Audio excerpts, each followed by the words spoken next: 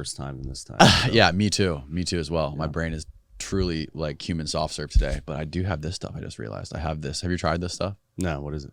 It's called the world's strongest smelling salts. You know, when like football players hit their heads really hard, or hockey players get fucked up, they have these little things they break under their nose and they smell them and it brings them back to life. That's what this is. And then like bodybuilding, this is made by like some power lifter, like the world's biggest power lifter. He uses this. And then he fucking deadlifts like 1,000 pounds. Wait, so you just smelled that and that's what that did? Or woo! Yeah. It just like wakens up your whole nervous system. It jolts you if you want to try it. I'll go give it a shot. With you, Make sure you keep it. Close your eyes when you put it on your nose because you don't want it in your eyes. I already smell it. Yeah, and keep it kind of like waft it. Don't sniff it. Like waft it. You know what I mean?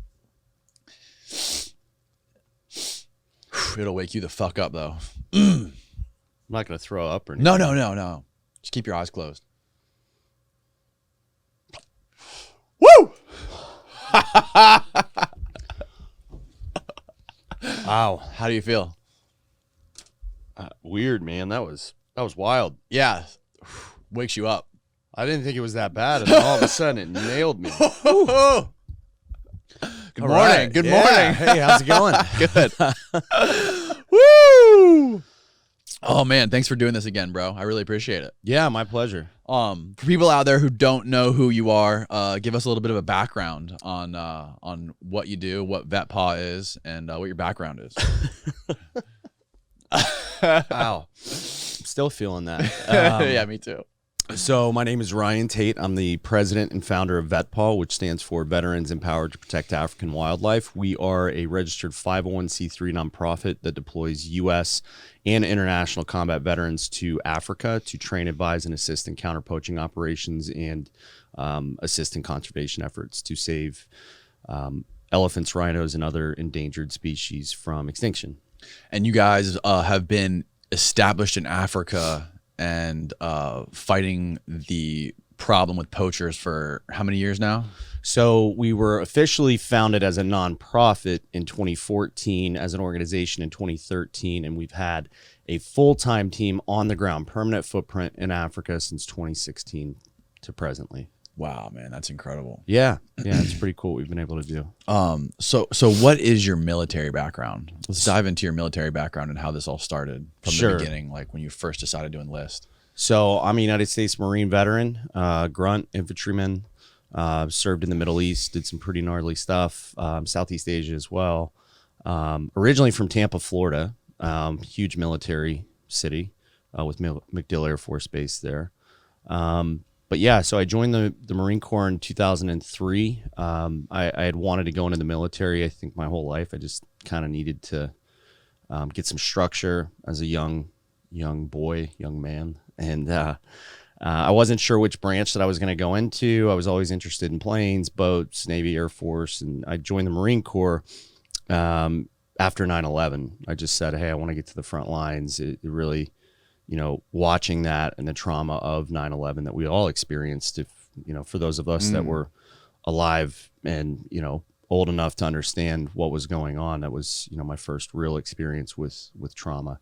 And so watching that on TV in English class at Plant High School, I talked my parents into signing the paperwork so I could do the delayed entry program and get me into the Marine. So I signed my paperwork at 16. And then as soon as I graduated high school in 2003, I went straight to boot camp in Parris Island, South Carolina. So you were 16 when that happened in 9/11? Yep. Wow. I remember 16. That day. I remember that morning too. I was in 5th grade and they put it on the TV in my class. That was like a weird fucking day. But like, so that day you literally made the decision. You're like, I'm gonna sign up. I'm gonna make sure that when I'm ready, when I hit the right age, that I'm gonna enlist. Yep. I remember I was in Miss Rodriguez's English class, and another teacher came in to the portable, and like you could see it on his face. It was after the first plane hit. You could see, I remember it vividly, as I'm sure everybody kind of remembers where they were and what was going on that day. But I remember him coming into the class, and he was, I don't remember the teacher's name. And he busts in Miss Rodriguez's portable, and he always had this happy, he's a happy teacher, happy guy, and you could just see it on his face, like, hey, an airliner just hit the World Trade Center. You need to turn on the TV. And nobody really understood, like, I think he just thought that it was, everybody just thought that a plane hit it randomly. But you could see it on his face, like, that, there was something more to it. And we flipped on the TV, and what do you know, the other plane flies into the second tower. Yeah. And it was brutal. Like, I couldn't understand what the hell was going on. Right. Like, I didn't understand what terrorism was, other than watching, what is it, Die Hard and stuff like that. Yeah. But that was it. It was like a myth. It was this, I don't know, but seeing that and seeing people, jumping out of the buildings, and it was terrible. And I just saw a bully picking on defenseless people. And I've been bullied, growing up. I think everybody gets a taste of being bullied at one point or another in life. Yeah, you should. Yeah, you should. It's good for you. I don't condone it. I hate bullies, but it builds character. So it definitely does. And what made you pick the Marines over like the Navy, over Army, what all the other different aspects? What made you choose Marine Corps? Well, I had met some Marines, and I didn't know much about Marines. I was in this, like, it wasn't ROTC. Nothing against ROTC. In high school, those kids are great, but I was in this, like, 1 week in a month thing with a Navy program, and they sent us to this little boot camp for 2 weeks, and there were all these retired Navy guys that were being such jerks to us, just hazing the hell out of us. But it, like, in the Marine Corps, when you get hazed in a weird way, it's like it was just different. Anyways, long story short, these active duty Marines that were stationed at MacDill came in. Man, that stuff really. You're still feeling it? Oh yeah, dude. I'm sorry. No. You want another one? No. Okay. No, I'm good. Maybe in a bit though. Yeah, me too. So these Marines show up, and I'll never forget it. This guy's name was Sergeant Holloway, and I think he's a sergeant major now because I looked him up not that long ago. So he's way up there now. But he pulls up in his Blazer, windows down, and he's got Marine Corps running cadence blaring through the speakers. The stuff that we run to, and left, right, left. Yeah. And he's jamming out to it, gets out of the car. His chest is sticking out a little further. His sleeves are rolled so tight that, his veins are, pumping. And then here comes these two corporals around the corner, and they're in their camis. They're crisp, chests out, shoulders are back. And I wanted to be that. The way that they talked, the way that they presented themselves. And again, nothing against the Navy. Those guys are great. But the way those Marines hazed us versus the Navy, it was a lot harder, but it was genuine in a weird way. It was like, we're going to destroy you in the best way that's going to make you better. Whereas the Navy guys just acted like they wanted us to die. You know what I mean? They thought we were scum of the earth, but I don't know. It's hard to explain. Like they didn't want to see any good come out of it. They just wanted to fucking destroy you and smash you into the ground. Yeah, like destroy all these 16, 15, and 16-year-old kids. And these Marines came around. They're like, we're going to destroy you to the point that it's going to make you more confident in a way. I don't know. It's weird how that works, isn't it? It's weird. Like reading David Goggins' book, it was fucking mind bending for me. Like it really opened my eyes to like how brutal that stuff is, how it breaks your body, your mind, your ego, everything about you just breaks you down. And only like a small amount of people come out of that. Yeah. Well, I mean, rarely people die, but only a very, very small percentage of people actually make it out of that and like become a Navy SEAL. Yeah. Because it's so fucking grueling. Mm-hmm. I mean, that's literally one of the, if not it's one of the toughest tests in the world, becoming a Navy SEAL. Those dudes are studs. What is the difference between boot camp and the Marines? Okay, so boot camp in the Marines is just to become a Marine, not just to become a Marine. That's the proudest title, other than husband, that I have. See what I did there? I like that. Shout out to your wife. That's right. She's an angel for letting you stay another day and do the podcast. Oh, Lauren's a bomb. You'd probably get more views if she was on here. She's so much cooler. It's the only reason why I have friends. I tell everybody that. It's because of my wife. So if she ever leaves me, so will my friends. But same. But no, so that's to get into the Marine Corps. Navy SEALs, you got to go through their, you have to go through Navy's boot camp, and then you've got to be the best of the best just to go to, their selection course, and then only the best of the best make that. So it's a unit within the Navy, whereas the Marine Corps boot camp is in order to get into the Marine Corps. I mean, we have specialty units, recon units, MARSOC units, things like that. But so that's our level of Navy SEALs. And once you finished boot camp, how long did it take you to get shipped over to, where was it, Afghanistan at first, or was it Iraq? Afghanistan. Okay. So I first went to Okinawa, Japan. I was like, why not? Let me get out of this country and let me go see something cool. I didn't want to go to Camp Lejeune, North Carolina. It's not a fun place. It's very depressing. Why is that?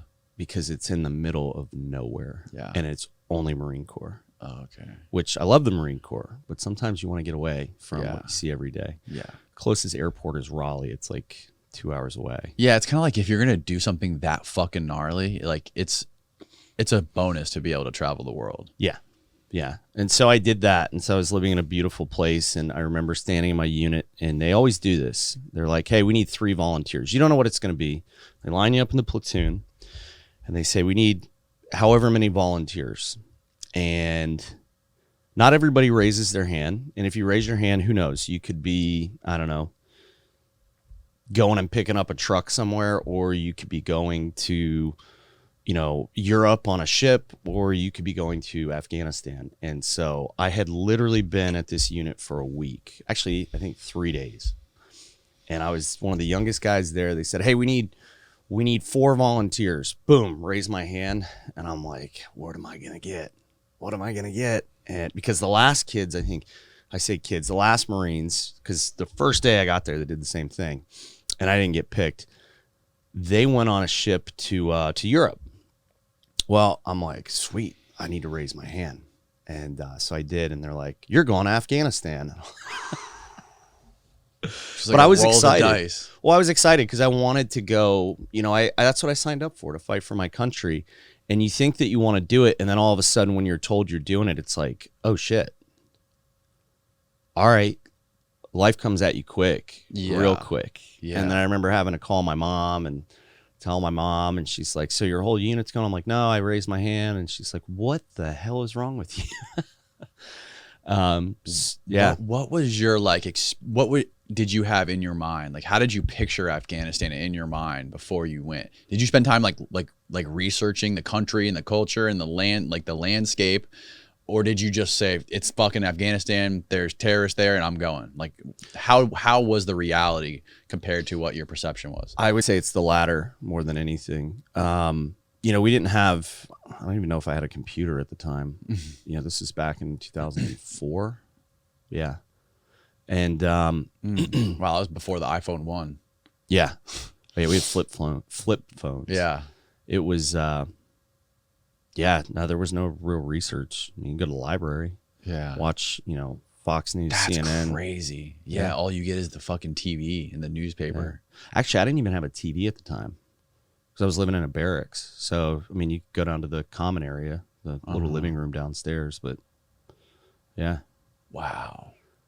So I trained up for that, ended up deploying on ship and get to Afghanistan, and Congress says we have too many Marines in the country, and they pulled our whole ship back out, it was less than 60 days later. Wow. Yep. So you took a ship the whole way there, and they automatically reversed, got out of there. Yep. Then what happened? Then I came back. I did the tsunami, the big 04 tsunami cleanup. Remember the huge tsunami that happened? The first one? Where was it? Indonesia. Oh, yes. That was brutal.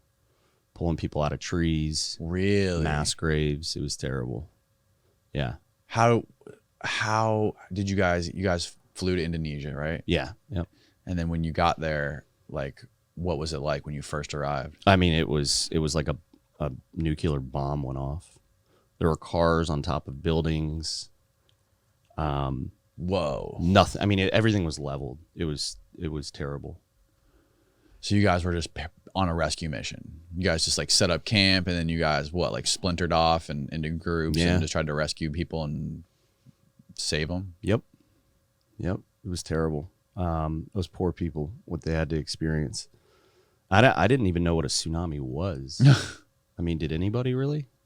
Yeah, it's different, right? It's different what you imagine a tsunami. Like I always imagined a tsunami just being like this giant, like 100-foot wave that crashed on land. Yeah. But it doesn't look like that. No, it's like, it's like this little, like low level, like surge that just comes in. Yeah, it's not necessarily like a big ass wave. No, it's not just a quick wave that falls and collapses. It's just a wall of water that's, a few feet high or 6 feet high. How long after the tsunami did you guys get there? Probably a week. I think it was a week. Okay. Yeah, it was bad. And how long did you stay there? 2 weeks. 2 weeks. 2 weeks. Yep. Damn, man. It was bad. And then after that, I came back to, they switched my duty station to Camp Lejeune, North Carolina.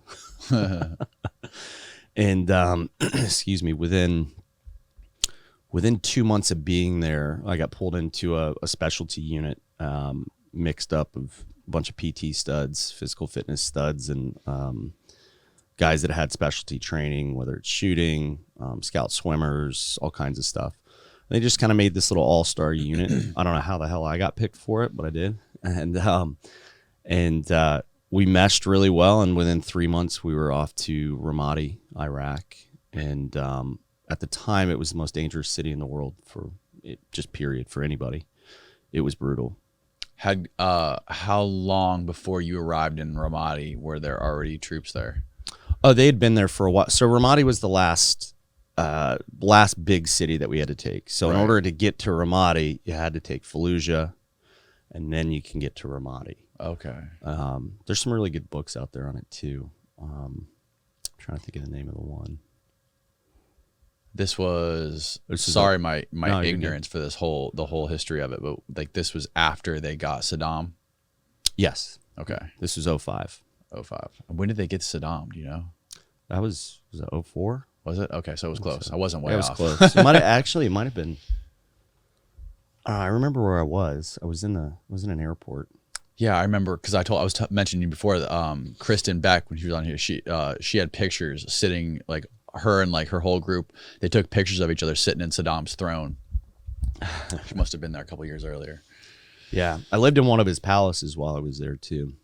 One of his palace in Ramadi. We dropped a huge JDAM bomb through it, so the whole front of the thing was just blown up. But the rooms that we were staying in had like gold ceilings. And, really? Yeah, it was pretty. And you wild. guys just took over the palace and lived in there. Yeah. That's really fucking cool. Yeah, bunch of Marines living in a palace. You guys, what was your guys' like mission when you were there? Like, what was your group's objectives, like your day-to-day objectives while you guys were in Iraq? So we were doing patrols, presence patrols, but there was a really nasty area that the Army, because the Army was so stretched thin, and there was a nasty area in Ramadi that they asked us to take over. And so we were going in and hitting Ba'ath Party members, Saddam's Ba'ath Party members that were still hidden and undercover, and then the FBI's most wanted list as well. Yeah. Okay. It was pretty cool, though, because hitting them? Yeah, we were going out and getting them. Like just literally going out and capturing people. Yeah, boogeyman. Yep. Yep. That's great. That's the stuff you see in the movies, basically. Yeah. Yeah, like the gnarliest shit. Yeah. The first big hit I did, it's my first time in a combat zone too.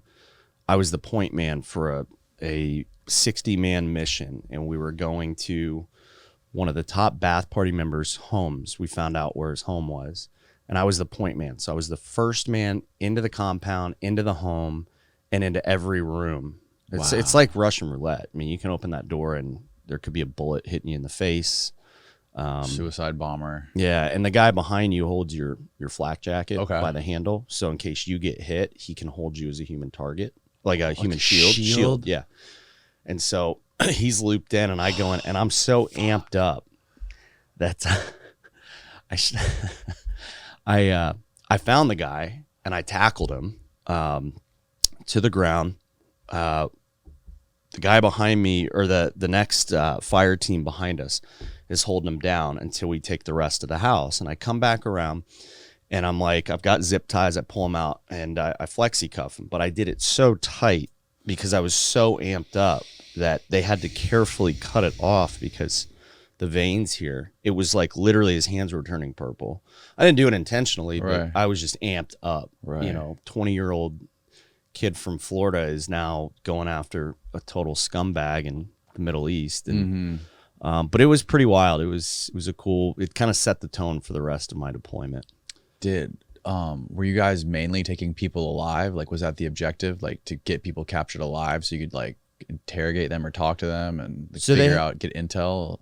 So when it comes to Bath Party members, yes, but then there were other targets that wanted dead or alive. Okay. I mean, that said, you don't really, I mean, I know there's a lot of guys from my era that would disagree, but you don't really want to go into a place and escalate force. I mean, you want to dominate that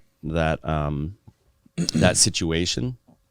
You definitely want to bring it up 20 times higher than anything else that can be thrown at you.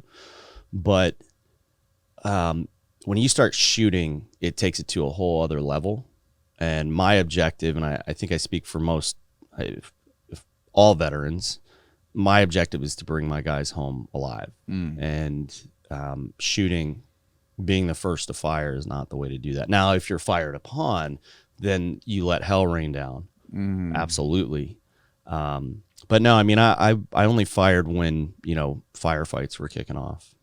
I wasn't going in and just taking somebody down. Yeah. That's unarmed or anything like that. What was like the level of threat with the IEDs? Being out there, living out there and going on missions and whatever it may be, like how much of a threat were the IEDs? It was, the whole area was infested with IEDs. So, and for people who, I mean, people know the term IED, they have a general sense of what an IED is, but can you give us like a technical breakdown of what an IED literally is? So it's an improvised explosive device, and it can be planted. It can be planted anywhere. It can be planted under a road, next to a road. They can detonate it with pressure plates. They can call it with a cell phone, tripwires even. Most of the ones that we were dealing with were either cell phones or pressure plates. We did have some landmines that we had some brilliant brass officers that decided they were going to send us on foot to go look for landmines. And I'm like, that's when I almost lost my shit. Like, I had a staff sergeant pull me aside and he's like, hey, you need to cut it out and do what you're told. But so I did. But yeah, that's when I'm sitting here like, this is just stupid. I'm on foot. It's nighttime, and my mission is to go find landmines. What in the hell is going on? Like, how the hell am I supposed to see a landmine at night, period? And you know what I mean? There's units for that. Anyways, long story short, yeah, it was infested. And the problem was there was no presence at night in the area. So we had to implement curfews. And then if you're out after curfew, there could be problems for you. Like, I'm going to take you down. If there could be a firefight, but I'm going to detain you and take you in. Like anybody that's out after dark, you're going in. Really? Because they're planting bombs everywhere. So we had to dominate the night, own the night. So the people that could possibly plant the IEDs with the landmines, they're only doing that at night? Yeah. Yep. Okay. So what did you ask anybody? Like how far did you take it when they told you guys to go out on foot and look for landmines? Like did you ask questions? Yeah, so we had a staff sergeant out there with us who outranked me, but he was just there to authorize air support if we needed it. So he wasn't in charge of that mission. I said, say what you want, but we're almost done with this deployment and I'm taking all my guys back. So we are not going to go and do that. We are going to go and do a presence patrol in the neighborhood, make sure that nobody's getting, bullied by insurgents, by Al-Qaeda, and we'll mess around over there. But I'm not doing that, and none of my guys are. And what happens if you refuse to do something like that? I mean, nothing happened to me, thank goodness, because it was Staff Sergeant Milo, I think was his name. He covered my ass. It was terrifying though when he grabbed me and was like, "Hey," because I was mouthing off on the radio. I'm like, "Are you fucking kidding me? This is unbelievable. Listen to what you're telling us to do." And he grabbed me, and this guy was on the Marine Corps wrestling team. This jacked black guy pulls me aside, cut it out. stop. What are you doing? And I'm skinny. I mean, I was 165 pounds soaking wet. And he scared me straight right there. And I said, well, I'm not doing it. Like, just like a child. I'm like, I'm not doing it. And he goes, do what you want. This is your patrol. Do what you want. Just cut it out on the radio. Ooh. So you could tell that he was like, yeah, I don't want to do this either. Yeah. Holy Might have just threw him under the bus. Holy shit. Okay, so when you guys are going out at night, how do you guys avoid IEDs? I mean, if I'd rather be on foot than in a vehicle all day. We were on foot there. You just stay off of roads. Just stay off roads. Yeah, stay off of roads. If you got to cross a road, you just really need to look for burlap sacks or, you know, anything they could hide it. I mean, they were hiding IEDs and dead animals on the side of the road. Whoa. Dead dogs and stuff. Yeah. It's pretty. So they can be pretty fucking small then. They can. So what they do is they'll take an artillery round, the big shells. Yeah. And they'll put accelerators, so like some type of high burning fuel around it with styrofoam. And the styrofoam, once that gas or whatever it is ignites, once the bomb ignites, you get shrapnel that goes everywhere. But then you have the gas that burns hot and catches the styrofoam on fire, and then it sticks to your skin. So you're literally burning alive if you get hit by it. It's so morbid. And there's dudes that literally hide out in like buildings and watch you, and then watch where people are going, and they use their phones to call it. Yep. So anytime you leave a gate on base to go on a patrol, no matter what time of day, there's always people watching. There's always somebody watching. You are bad guys. Yep, bad guys. You are either in their binoculars, in their rifle scope. There is somebody watching to alert everyone else that you're coming. So what we would have to do is we would embed with a larger foot patrol, and we would get dropped off to do hits or something like that. A hit. It's not a real hit.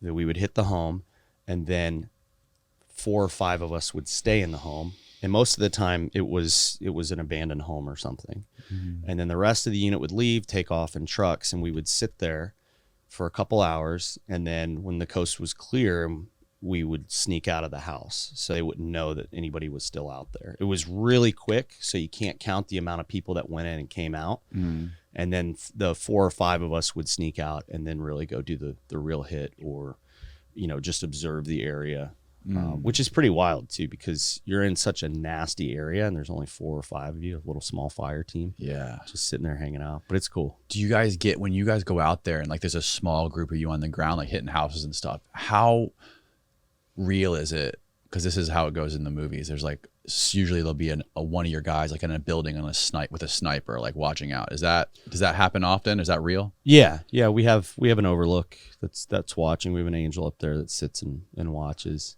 It's so weird how like that is so fascinating to people, the whole sniper aspect of it. Yeah. Like sniper stories are just so fascinating to people. Like, why do you think that is? Well, I mean, Marine Scout snipers are badass. What makes them different? Dudes. I mean, Marines are just a rare breed. Yeah. We eat crayons, so. You eat crayons? That's the big joke. We eat crayons and we're proud of it. Mm-hmm. I don't know. But like snipers, it's a different kind of like, it's a different mindset than being on the ground, like surrounded by a bunch of guys. It's like you're alone and you have I guess you have a radio and you wait for an order to take a shot, and you have to be different to be a sniper. Well, so it depends. I mean, there are situations where snipers will sit there and wait for the call, but there's other situations where it's like, no, if you see a guy with a rifle, like you take him down. They have full authorization to shoot. It's that's a lot of responsibility and a lot of and it's I guess it's different too, because when you're tell me what you think about this. Like, if you're on the ground and you're raiding a house and there's a guy charging you with a knife or a fucking gun or whatever it may be, you're fucking defending yourself. That's different than being removed from it a couple blocks away and being scoped in and literally blowing somebody apart. Yeah. because you're not really there. You're not necessarily, you might be defending somebody else, but you're not really like in that zone of like your whole body is just fucking charged. You know what I mean? Maybe it is. I don't know. No, I think I have so much respect for anybody in a marksmanship role like that, because you have to, I mean, that guy has no idea if you think about that. And it's funny because I have a friend in New York, and he invited me to the first red carpet premiere of the movie on Chris Kyle, American Sniper. Yeah. And it actually wasn't red carpet. They said red carpet, but it was behind the scenes, not the black tie stuff. And Bradley Cooper was there.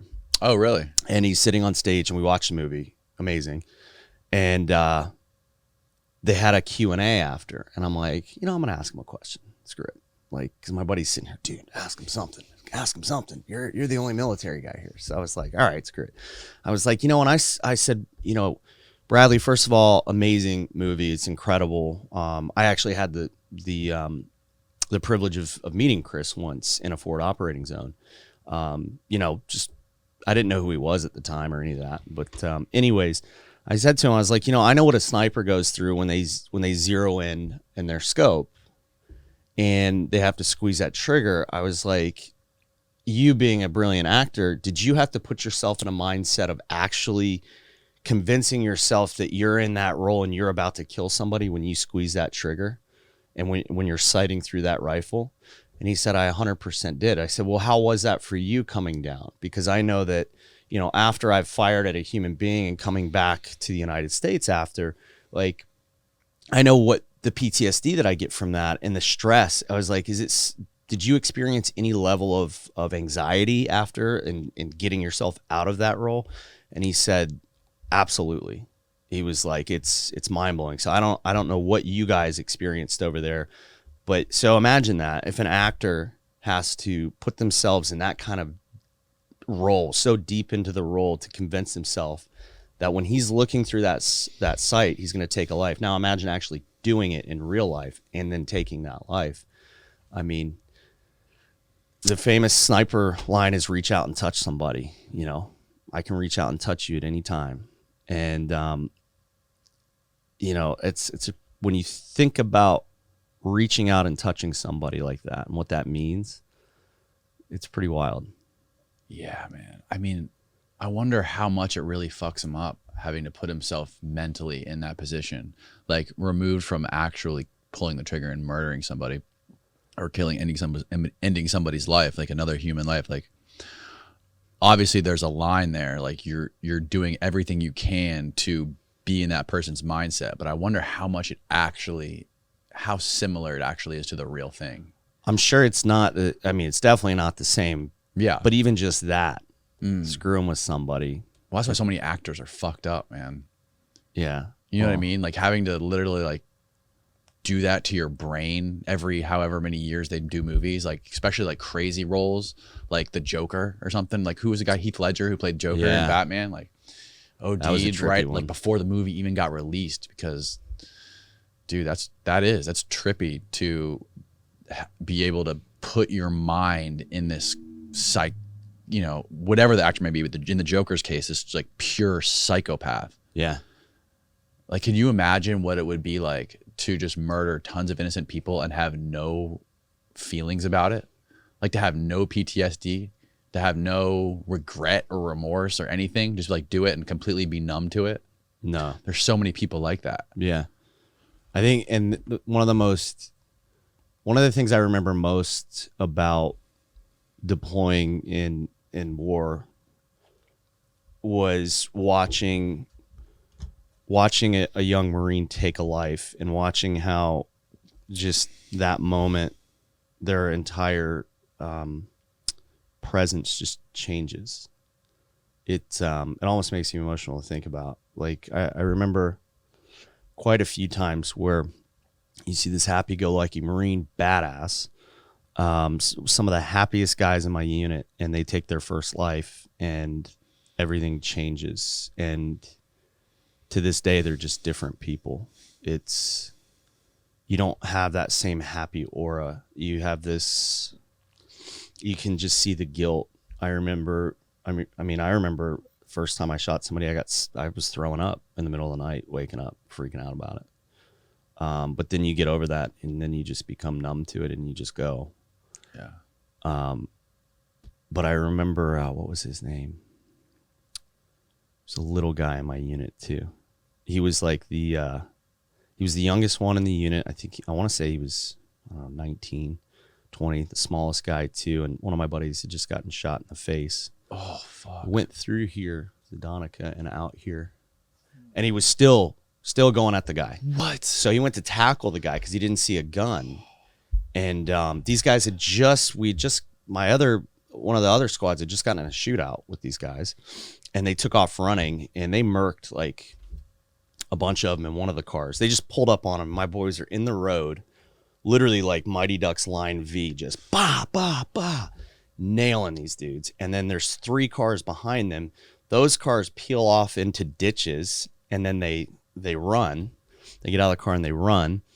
And so we're hunting down the rest of them, and sure enough, they pull up in the Humvees, and they see a couple of them. One goes running, and Z goes and tries to tackle him like this. Because if you don't see a gun, you don't know if it's the same guy. You don't just shoot. A lot of people think it's just Marines and soldiers or people just running away. Psychos. Yeah. No, we don't want to do that stuff. Right. Even if we talk shit before the deployment, that's just shit talking. We don't actually want to go out there and do this stuff. And so he goes to tackle him, and the dude had a Saddam Hussein a pistol with the seal, the ivory handles and seal, and went like this, shot him through here, and it went out here. And he kept running after the guy, and but he fell to the ground, and this young Marine comes around the Humvee, posts up, boom, boom, boom. 2 to the back and 1 to the side of the head. Just perfect shots. Wow. But then watching this kid after, and I call him a kid, but that's a grown-ass man right there, watching his whole demeanor change. Like, everybody was excited for him, like, dude, you got your first kill. This is awesome. Like, bro, you freaking nailed that guy, man. That's textbook. Holy shit. I mean, and but you could see it in his eyes, like he wasn't into. I mean, he was smiling, but it was so fake. He just everything changed. And the same thing that happened to me, waking up in the middle of the night after my first time having to shoot somebody, throwing up. I got up in the middle of the night, and I went out of the NCO barracks and went over here to the junior Marine barracks, and I saw him on the side. It's like 3 a.m. and he's throwing up, like just squatting down by the wall. And he looked at me. I didn't go over. I didn't talk to him or anything, because I just could tell he didn't want that. He just needed some time. But I mean, there's some other guys too. After they took a life, it just, your whole life changes. Dude, that's so fucking heavy. It's you have to, like, I would imagine one of the ways you have to cope with that is, I know it sounds so horrible, especially like given the hindsight of history and all the wars that humanity has been through, to, like, if you're that kid and you're in his shoes, like, if you want to be able, if I'm trying to imagine how, I will never even get close, but if I was trying to imagine how I could cognitively cope with that for the rest of my life, like, I would have to, I would imagine I would want to think of that person as subhuman or not human, the person that I took out, you know what I mean? Because if I think about that too much, or think about that person being the same as me, that hurts. But if I think of that person as, like, who knows what the truth is about him? Like, we know we're on a mission. You're on a mission. You have your orders. You have to do this. There's no questioning anything. Like, you're doing what you're doing to save your life and your brother's lives. But to cope with that, you no matter what the fucking context is, who cares? Like, that person is not a real person. That's how I could cope with it if I'm to think about it. Yeah, I mean, that's the battle. I mean, I agree with you 100%. This mentality that you have to take to it. But then as you grow older in life, like, I think war teaches you, especially those moments, empathy at another level. And I think you just have to have more empathy for yourself than anything else. And whether they're right or we're right, who's wrong, I don't know. And I'll never know until, I die and I meet my maker. But while I'm on this planet, I choose to say, hey, politics aside, it was my life or that person's. Mm-hmm. And it's just how you have to live with it. And you say, like, another thing I think about all the time, but I think about it like in another aspect of, you see like young kids become really successful and make a lot of money at an early age, like in their teens or early 20s. It does something to people that are going through the normal stages of human development, from when you're born to when your brain stops developing. I think scientists or researchers have found out that your brain doesn't stop actually developing until you're like in your early to mid 30s.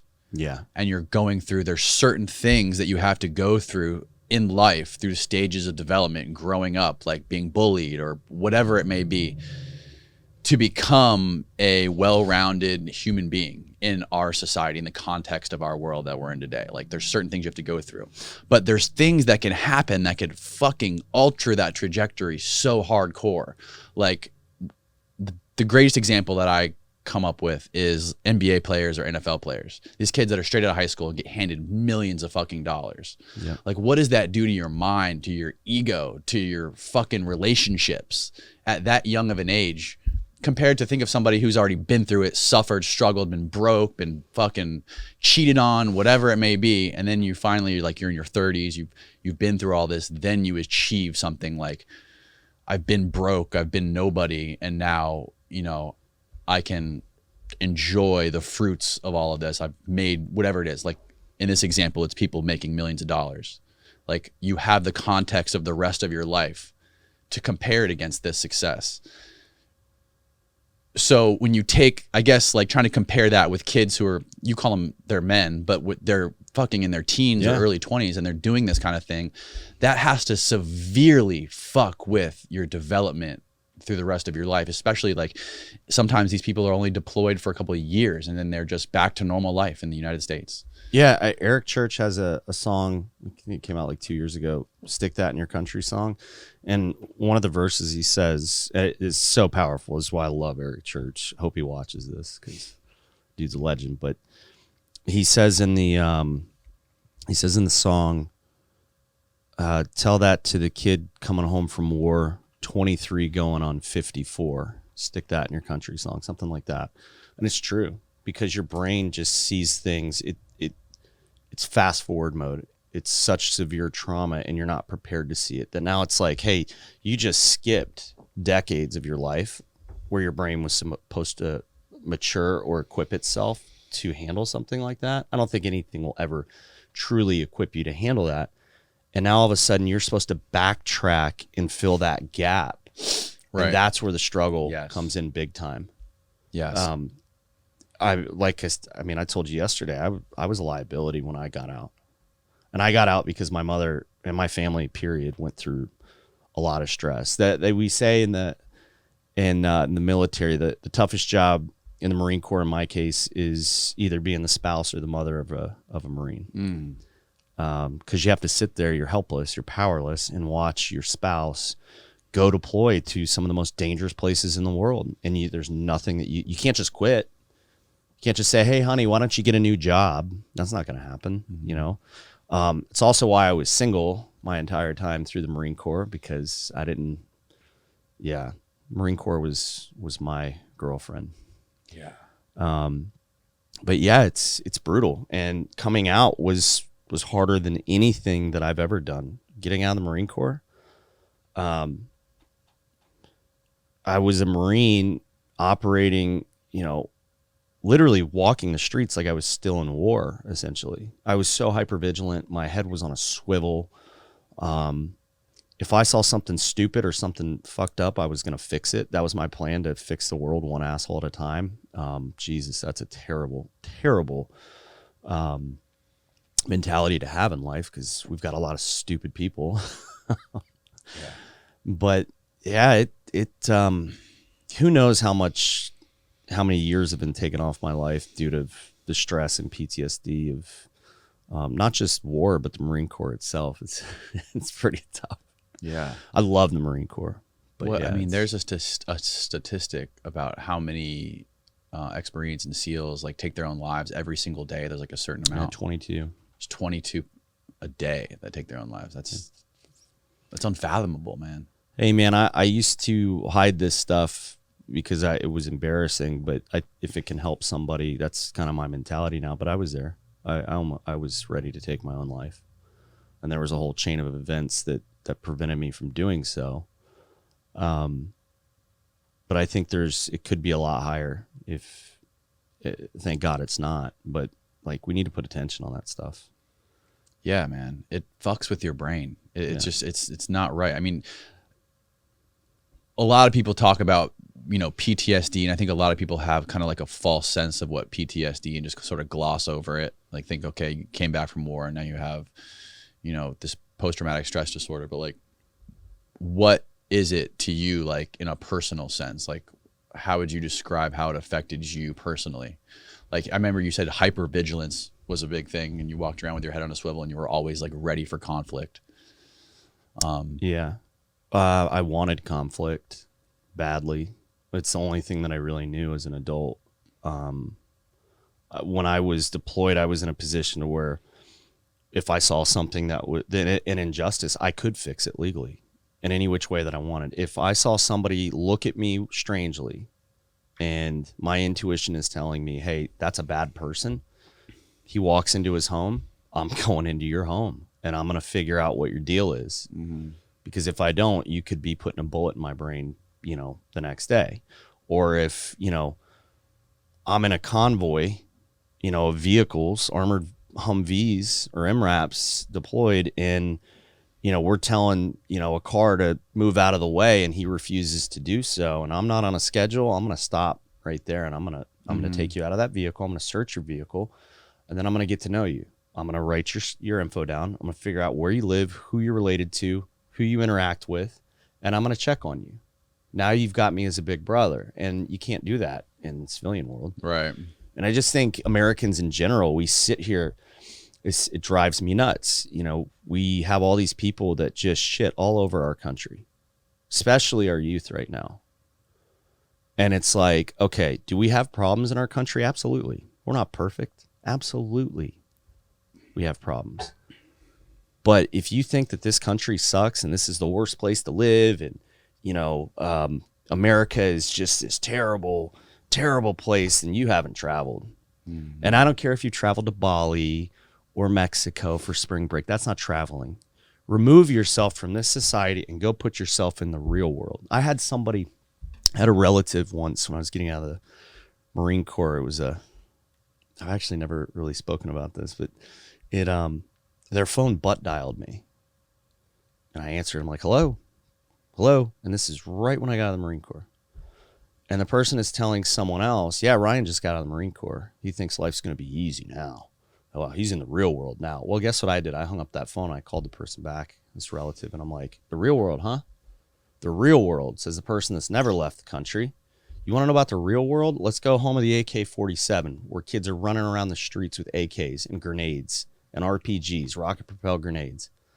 Let's go to the real world where, somebody's parent is not coming home tonight because they got in the middle of a political, a firefight due to a political war. Mm. Let's talk about that. That's the real world. Not sitting here with your cable TV, your air conditioner, drinking your good water, and, I got to get the new Mercedes-Benz that's coming out and this and that. No, these guys are talking about land of the car bombs. Like, right. America's not the real world. It is not. No. If you think you've got it tough in this country, I guarantee you don't. There is somebody that would kill to be in your shoes and go through the problems that you have. Yeah. Now, I validate stress. Stress is there. But if we think we got problems, yeah, you need to take a world tour, a real world tour. Yeah. You can see the difference in attitude from people who haven't been to fucked up places, for sure. you know, like not only attitude, but kind of just like perspective and, you know, how they view, you know, other groups of people or other, you know, even, I mean, even when it comes to like, there's so many people that just get stuck in the news cycle and they want to just like label certain countries or certain parts of the world as this or that or whatever it may be. And you don't understand the nuance of what it's actually like being there and living with those people and trying to survive around people like that. Yeah. And honestly, like, yeah, the Marine Corps is tough and I saw a lot of things and I've dealt with a lot of trauma and depression, but I wouldn't take it back for anything in the world, because having the perspective that I have now makes me who I am. It makes me, I just think that at least in my mind, I'm able to contribute positively to society and not stress over the, you know, dumb stuff that the keyboard warriors and, you know, people that obsess over the news. And it's a different time now, man. Like the way technology advances, it's like, you know, I couldn't imagine how much different it would be compared to like when you first enlisted and you had to go to a library to read about Afghanistan versus now. Like imagine if that was now. Like imagine if technology was like it is now back then, and you would have had the ability to see everything, videos, fucking people on Twitter and videos of, you know, beheadings and shit. Like how would that change somebody's outlook on wanting to go out there? And how much of it is propaganda too? Like how much of it is, because propaganda is real, you know, countries try to, you know, I know in Russia, here, everywhere in China, you know, countries try to paint a fake narrative of what's really going on and paint the other guy as the bad guy. And I, you know, that had to have been so much easier before the internet. I mean, yeah, computers. Probably. Yeah, the technology has its upsides, but it also definitely has its downfalls, its pitfalls. Like, I don't know how, like, I wonder how hard it would be to like have to send in. You think we'll ever have another war, like a World War II, like ground, like troops going out fully armed with weapons, like shooting each other?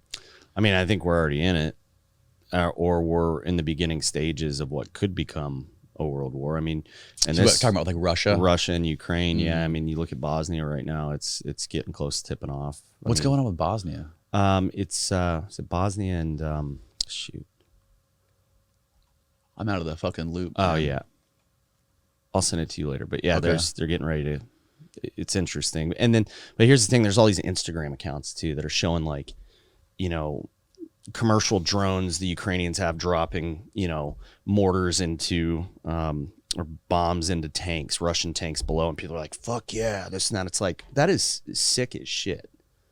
Yeah. Like those young kids, they don't want to be there. Yeah, and even if they do, they have no idea. That's propaganda. Like, quit cheering this on. I don't really, you know, some of these guys, it's like, have you ever been to war? Because that's sick and it's offensive to me. You're sitting here looking at it like it's a football game.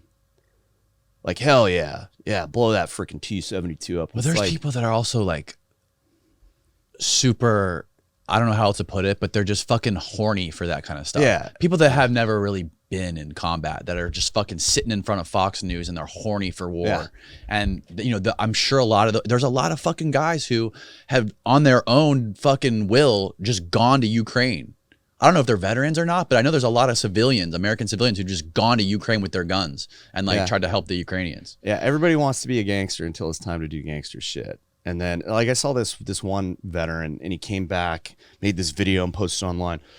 Veterans, don't come to here. We're in Ukraine, and it took us 2 weeks to get a gun. Meanwhile, they're giving out these Ukrainians guns, and then they only gave us 10 rounds each or something like that. Don't do it. I had to sneak out of the country. It's like, well, first of all, you're not a citizen there, so get the hell out of there. And of course, they're going to give weapons to their people before you. Right. Stay the hell out of it. It's none of your business. And that's, in my opinion, that's an act of war. And I mean, you better be careful. Yeah. That the laws of war apply to every U.S. citizen. I know, because I still, you know, I've had to learn them doing what I do now. And there's a difference to, like, the tier 1 guys. That's a different story. If you're going out there to do that, you know what you're doing. But these young veterans that think, like, I got to get my combat stripe now, and, you know, this and that. No, you don't. You do that for your country. You got that? Like, stay the hell out of it. It's my opinion. But yeah. Off my soapbox. It's I mean, it's also like it's kind of weird when to have that kind of perspective when it's what our government is like intervening in this thing and giving billions of dollars of fucking rockets and drones and whatever tanks and all this shit to the Ukraine for a thing that for a purpose that we don't fully, I don't think anyone really fully grasps what it's about, but it seems to be all about money and power and control, like giving, tens of billions of dollars and stuff in weaponry to a country just so, because there's the debt policy where it's going to become debt they owe to the United States. So they're going to owe us. So we'll have control of them. And they're like a mediary between us and Russia. So it's like a tug of war between this country. And like when you start like digging into it, it fucking hurts your brain trying to think about like, what are the motives here? Like, like what the fuck is going on? Yeah, it's all these elected officials and the people that society polarizes now. It's like senators and Congress, Nancy Pelosi and all these people like they're this. celebrities to people. It's like, are you kidding me? Like why do you worship the ground that these people walk on? I think most of them probably get involved in politics because they have good intentions, but then I'd say almost all of them eventually, once they start getting that attention, thanks to social media, and money, tribalism of people getting behind them, and it just takes on its own. They become a monster, man. It's weird. Yeah. And I think Nancy Pelosi, she just went to like Taiwan, and now like China's firing rockets, trying to scare them, and the whole Taiwan thing is weird too. Like that's weird. Crazy because I don't know much about it. I really don't know much about it because I'm gonna sound like an idiot trying to talk about it, but. Let it rip, man. It seems like from what I've heard is that Taiwan has always been a part of China, and then now it's trying to seem like the way the narrative is being constructed. Austin, maybe you can pull up some legitimate facts on this because I don't know what the fuck I'm talking about. I'm just trying to sound like I do, but it seems like now we're trying to like stick our foot in their business to try to escalate things so we can do the same thing with Taiwan that we did with Ukraine. Yeah, I'm not a foreign affairs officer, so I don't know the ins and outs. Not foreign service, but the last thing we need is another conflict going on. Yeah, and it just seems like when the U.S. sticks their fucking foot in the door, it just creates more of a conflict and more of a fucking problem. It does, but I will say this: if the United States didn't exist, I tell you right now, Taiwan would be officially China. Oh yeah, Ukraine would be Russia or. Can you find out the history on Taiwan? Like when was it actually like, is it a country or is it a state? I don't know what the fuck it is. And when does it, because I know that it used to be like just a part of China, period. So I think we're the only ones that recognize Taiwan as not part of China. We're the only. You know what? I should shut up and wait until. No, who cares? January 1st, 1912 is what happened. Okay, that Taiwan was founded in 1912. Okay, in October of 1912, Resolution 2758 was passed by the UN General Assembly, and the representatives of Chiang Kai-shek were expelled from the UN and replaced by China. By the PRC. In 1979, the United States switched recognition from Taipei to Beijing. Okay. So click that one below. It says, when did Taiwan become a country? Sorry. Yeah, it's right. Go back one and click on when did Taiwan become a country? Up right there. Okay, so it's 1912. Who knows, man? Well, see, Taiwan officially the Republic of China is a country. Okay, yeah. And so now China's pissed off when people recognize Taiwan as its own country. And, China's weird too. It's so weird. It's all so convoluted and hard to understand. Yeah, people just pretend like they know what they're talking about and talk on YouTube and then like, okay, I'll take that guy's point of view on it. Yeah, they see a little square meme online that says something that sounds smart, and they're like, shove it in people's faces. But yeah, the future of war is fast. It's going to be weird to see what happens. It's different in third world countries, places like Ukraine, where they're literally tanks on the ground. But like, in the future, it's not going to be, there's no way it's going to be that. It's just going to be power grids and controlling, like we are controlling right now. We're like with the sanctions, not letting Russia pay back their debt and starving their people, taking away Netflix and McDonald's. And like, it's a weird type of fucking war. Yeah. Like it's just taking away money and taking away resources. Yeah. And who ends up suffering? It's not the Yeah. people that started it. It's the everyday citizens, the ones that are brainwashed. Mm-hmm. It's terrible. What was I going to ask? Oh, I wanted to ask you, what happened to Chris Kyle? I know, I know, I don't know how he passed away. He was murdered. He was murdered. Yeah, by a Marine, actually. It was, I don't know, there was some internet argument or something where he called out this guy for stolen valor. An internet argument. And this guy signed up. Chris Kyle had this program where he would go and take, you know, veterans to the shooting range for PTSD. Like, let's just go shoot, man. Let's, you know, let's shoot around. Let's fire some rounds off, shoot the shit, and let's just talk about life. And the kid that he, you know, called out, I guess, signed up for the program. He didn't realize that was it, and the kid ended up killing him. Just shot him. Yeah, wow. Murdered him. It's terrible.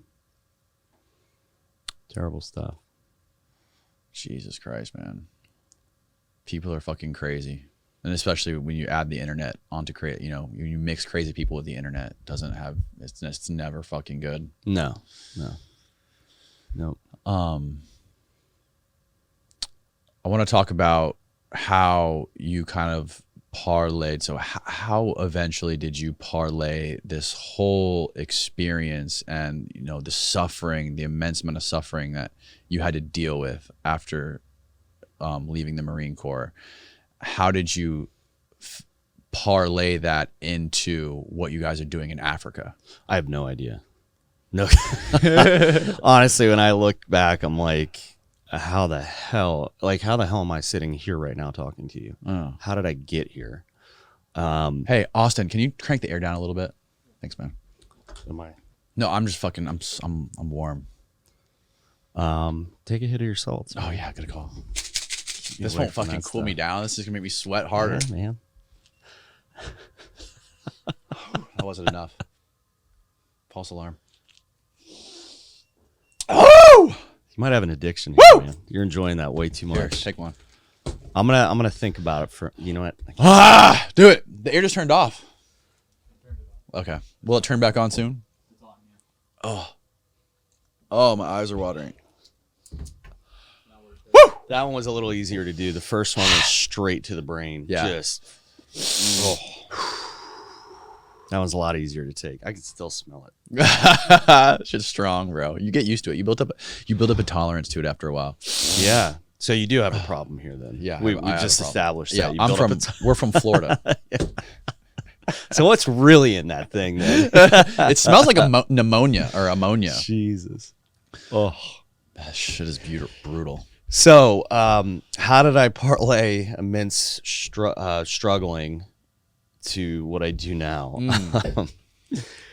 So when I got out of the Marine Corps, this was back in 2009. I got a job with the U.S. Department of State, assisting in diplomatic security, making sure diplomats got to where they needed to be safely, securely, all of that. And it was kind of a cool job. I mean, I'm walking around New York City. That's where I was based out of, in a nice suit, earpiece, you know, armored vehicles, you know, in Hillary Clinton's detail. Oh, no shit. Like, yeah, I'm driving in her motorcade, and then, you know, the Attorney General, and then all of a sudden I'm in Obama's motorcade, President Obama, I should say. And like, it was pretty cool at first. And then like, I started realizing, like, you know, this sucks. Let me pause you real quick. Yeah. I just had a thought. You ever seen those photos of motorcades? I forget who it was. I saw a photo of it just the other day of a president walking down a street, and there was a man and a woman there, and they had fake hands. They have like, they're wearing big suits, and they have like fake hands. You could tell they're not real hands. They're like rubber. And you can see that their arms are really in their jackets. You got to pull this up, Austin. Google president security guards fake hands. That's got us. So is it Secret Service that works, that is mainly surrounding like diplomats and presidents and shit like this? So Secret Service protects heads of state. Okay. So presidents. The State Department diplomatic security protects foreign and domestic diplomats. Oh, okay. Yeah. Okay. So maybe this isn't something that you guys would have done. But I mean, this is a long time ago. Do you see what I'm talking about? I found someone say it's not fake. Go to images. This would be something that you could probably figure out better than I could. There it is. Click on the one with the circles. This one? Down. Nope. That one had a circle. It had red circles. Down to the right. Right there. Look at that. So see those guys walking? They must be Secret Service, but like, that's a bad photo. But there's photos of him and another woman, and you could tell that those are fucking rubber hands. It makes them look like they're real, but they're like, it looks like they're fucking rubber. Maybe there's another, I don't know if there's another photo. Go to the one on the very left. Yeah, right there. You see that? Does that not look fake to you? Yeah, it's like they maybe have their hands like on their guns or something in their jackets. Is like what's. I mean, it's quite possible that they do. I didn't know if you ever saw anything like that in the real world. No. No, Okay. I've seen guys like that with massive guns and stuff, and Yeah. guns in briefcases, but Nothing. That's nothing you've seen before. I've never seen that. All right. Anyways. Bionic hands. Sorry for the tangent. No, if that is real, if that's a real hand, that guy should be in a circus. Yeah, for real. My God. Yeah, I mean, just look how big his jacket is. You can. I mean, his jacket looks. Yeah, look at how long his finger. It's an alien, dude. Yeah, for sure. What in the hell? There's so many photos of it. People obviously have noticed that it's not. Yeah, that creeps me out. It doesn't look normal. Well, if he's a real human, man, I feel bad for him. Well, it must just be. I mean, it has to be just guns in their jackets. Just have to be ready to shoot. Ready to protect Trump. Yeah. Anyways, the Department of State, you're in motorcades. Hillary Clinton's motorcade, Obama's motorcade. Yeah. What is your job when you're working in the motorcades? Just making sure they get to where they need to be safely. Okay. And on time. So I was actually on Susan Rice's detail for a long time. She was the U.S. ambassador to the UN and the former national security advisor after she was at the State Department. Okay. You know, I know there's a lot of people that are, you know, because of the morning talk shows and stuff, where she had said that Benghazi was not a orchestrated attack. So people are hating on her. She took a bullet for somebody else. But anyways, not going there. I don't think I know anything about her. Yeah. You can Google it. I'll send it to you. But anyways, she really helped me out a lot. She was very inspiring to be around. She really, you know, at least in my face, it seemed like she cared. And so I had, this is relevant and I'll explain in a minute. I had, I was in the State Department for 4 years at the time. And this was actually, 2012. And it was one Sunday night. I had just watched Anthony Bourdain's first ever Parts Unknown on CNN. I loved Anthony Bourdain, read all his books. The dude was a legend, and rest in peace. He's one of those guys where I can remember exactly where I was when I found out that he died. So I'm watching his first show is on the Israeli-Palestinian conflict, which I've always been intrigued by.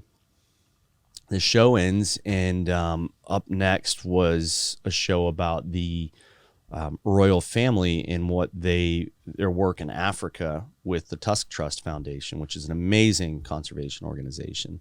They do so much for the preservation of African wildlife. So it was about their collaboration with the Tusk Trust and what they were doing, and I was like, oh, I'm interested. I'll watch it, but I wasn't one of those people, and I've never been one of those people to where I need to see animal abuse, because that is one of the things that will absolutely flip the insanity switch. And once that sucker's on, good luck getting it off. And as far as my animal welfare and animal activism was concerned, the only capacity that I did it in was photography has always been a big passion of mine, hobby of mine. Probably the greatest photographer in the world that you don't know about. I never will. I'm not a sellout, so I choose to keep it to myself.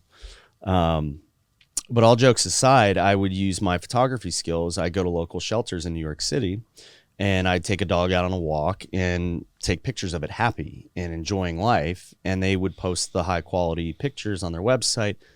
It improved the adoption rate of the animals. I was living in a 500 square foot apartment. I had a 125-pound rescued Rottweiler and two 25-pound rescued orange cats. So I could not fit any more animals into my apartment or I would get kicked out. How many cats was it again? Two, and they're 25-pounders too. Beautiful studs. Anyways, I just got into cats. Funny story. I've never been like a fan of cats for some reason, and my wife fucking loves cats, and we got one, and they're the coolest things They're the ever. bomb. They're fucking amazing. We have an outdoor cat, so he goes outside and roams the neighborhood at night. nice. And like he shows up at the door at like 7 a.m. every morning to eat, sleeps all day, and then he's at the door at 7 p.m. ready to go out I'm out. Yep. and terrorize the town. Yeah, you're his servants now. Yeah, exactly. You're there for him. They're cool. I love cats. Yeah, my wife and I are on the board of a cat rescue, Whiskers, Utah. They focus on senior cats and cats with disabilities and taking them out of kill shelters. And we've got an orange munchkin cat. She's this big. No She's way. amazing. Those things are so cool looking. She was 12 years old, duct taped in a cardboard box with two of her siblings, and she didn't get adopted out. And so we were like, we got to take her. Holy We got to foster her. shit, So we bro. fostered her, and she wasn't leaving. And if I ever find out who the hell did that, I'm going to duct tape them in a box, and throw them in a dumpster. Yeah. And I'm going to make sure they don't get out until the garbage truck comes. Yeah, man, that's the worst kind of fucking person Scumbags. that can do that. Dude, so I don't watch it. I wouldn't look on Instagram accounts. If I saw it, it would just piss me off. And so after Anthony Bourdain's first show, this was I would say the second most pivotal point of my life happened, and that was watching this documentary on the Tusk Trust Foundation and the royal family. And it started off great. I actually had no interest in ever going to Africa. I had somebody invite me on a safari, and I'm like, nah, dude, I'm good. Africa's cool, but I'll just watch documentaries and stuff. I want to stay in my country for a while. I'm over traveling. And here I am. I work good there reason. now. Yeah.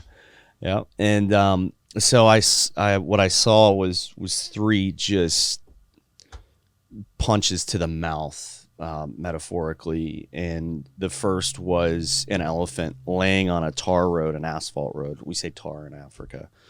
So an asphalt road in a park, massive elephant, no face. The trunk, which was probably, I don't know, twice the size of this table, was laying separated from the body on the road. And I remember it. There's brain matter and flesh. And there's a Land Cruiser sitting there parked. And I mean, it's an elephant, for God's sakes. I had no idea that poaching was going on. And I'm like, whoa. And I'm so pissed off that I'm locked in. I'm just shocked. The very next scene was park rangers laying dead face down in a field. And now it's like, oh shit, there's a human side of this. Why are these people dead? And then the third scene, this is back to back to back. The third scene was a female rhino, and it was a video, not a picture this time. And she's missing her entire nasal cavity. Like her horn is gone. And you can see the two lines, like if you were to take you ever see the Michael Jackson thing cartoon? When Yeah. and there's the two. Same thing. And what had happened is that poachers took tranquilizers off the black market. Why did they do that? Because tranquilizers, when you shoot it out of a tranquilizer gun, it doesn't go bang, so nobody hears it. They don't hear the bang. They're not alerted to poachers in the area. The rhino goes down, and now they can take their time.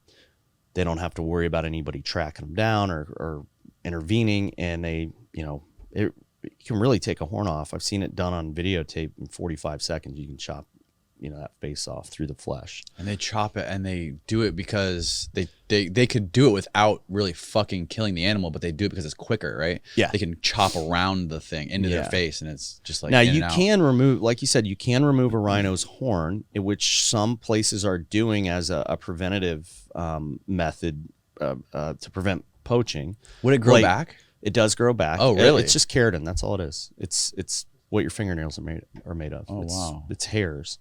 But what we're noticing, so we have a headquarters reserve. We have a team full-time in Africa. And then we deploy training teams to other reserves. But this is our foothold. Our reserve has full horn rhinos. We've worked with reserves that do remove the horns, I don't have any issues with it, but what we noticed was it's an alive rhino is better than a dead rhino, Yes. whether it has a horn or no horn. Yes. However, what we're noticing is that it's affecting the mating behaviors of the animal. The male doesn't have that horn; it can't bully the female around and get her into mating, and so we have less rhinos born. And it's now it's starting to change the genetics, the behaviors of the species. So that said, so what ended up happening is these people were filming her while they waited for veterinarians to come and put her down, humanely. And at first I was pissed off. I'm like, why the hell are they filming this? Like, how can you film this? And in hindsight, when I look back, I'm like, thank God that you filmed this, and you're a hero for doing it, because I can't imagine sitting there and having to pull out a camera and film and watch this happen, this animal die a miserable death. But thank God that they had the courage to do that, because I know that I'm not the only one that was inspired by that. I'm just a little slice of conservation. I'm just trying to affect my slice of what I can control. But there are other people that had to inspire to get involved. We needed that shock moment to wake up to this. This is a world problem. It's not an Africa problem. This is a world problem. But what happened was I watched this animal die, and she had a newborn calf that was not on the film, gone in the bush, lost, scared. That baby ended up dying because it needs its mother's milk. And it shook me to the core. I was feeling, all that emotion that you bring back from war, the PTSD, which it's every strong emotion you can think of wrapped up in, just like Will Ferrell says, a glass jar of emotion. And you throw it all in there, you super glue it shut, and your plan is to cope with it by never having to deal with it. And what happened was, that rhino essentially saved my life, because that jar was shattered. I was pissed off. I was depressed. I was sad. I had anxiety. I was embarrassed, humiliated. Everything. That animal was crying, tears just dumping out of her eyes. Oh my God. And I felt everything that she felt. And emotionally, she saved me as a human. I can confidently say I will say there's a very good chance that I wouldn't be on this planet if I hadn't seen that animal die. It was that powerful, to the point where I want to cry right now thinking about her. And I called out of work for 5 days, literally back to back to back. And the special agent in charge with the U.S. Department of State called me, and he's like, "Hey, dude, when you come back to work?" I was like, I don't know. I might be out another week. I'm just not feeling good. He goes, "Dude, what the hell's going on? Because you haven't missed a day of work in years." And so I was like, "All right, dude. Well, this is what happened, dude. I wasn't sleeping at night. I was crying. I was waking up, pacing the house. I was punching walls, real smart. Whoa. Concrete brick walls in my New York City apartment. I was so angry." And so he said, "You need to come back to work or you're not going to have a job. They're seriously going to probably fire you or put you on some other duty or whatever." And I'm like, "All right, well, I'll come back to work." And I was talking to a buddy of mine, my buddy Brent Dixon, and he said, he was like, "Hey, dude," I was like, "Dude, I think I'm going to go to Africa. I got to go. I got to go see what's going on. This is what they're doing." And I remember everybody else thought I was nuts. Even my mom was like, "You can't go to Africa, this and that." And she'll tell you now, I knew you were going to go to Africa. But Brent's like, "Hey, dude," I remember him being the first person to support me. He was just like, "I believe in you in this, dude. And I can tell that you're passionate about it." So the same day I went to NYU to see this open lecture that the CGI director of Life of Pi was speaking. I forget his name. And he had said, there was a young student in the Q&A, last question. I'm sitting in the back. And she says, "What advice do you have for young students going into the professional world, just life advice?"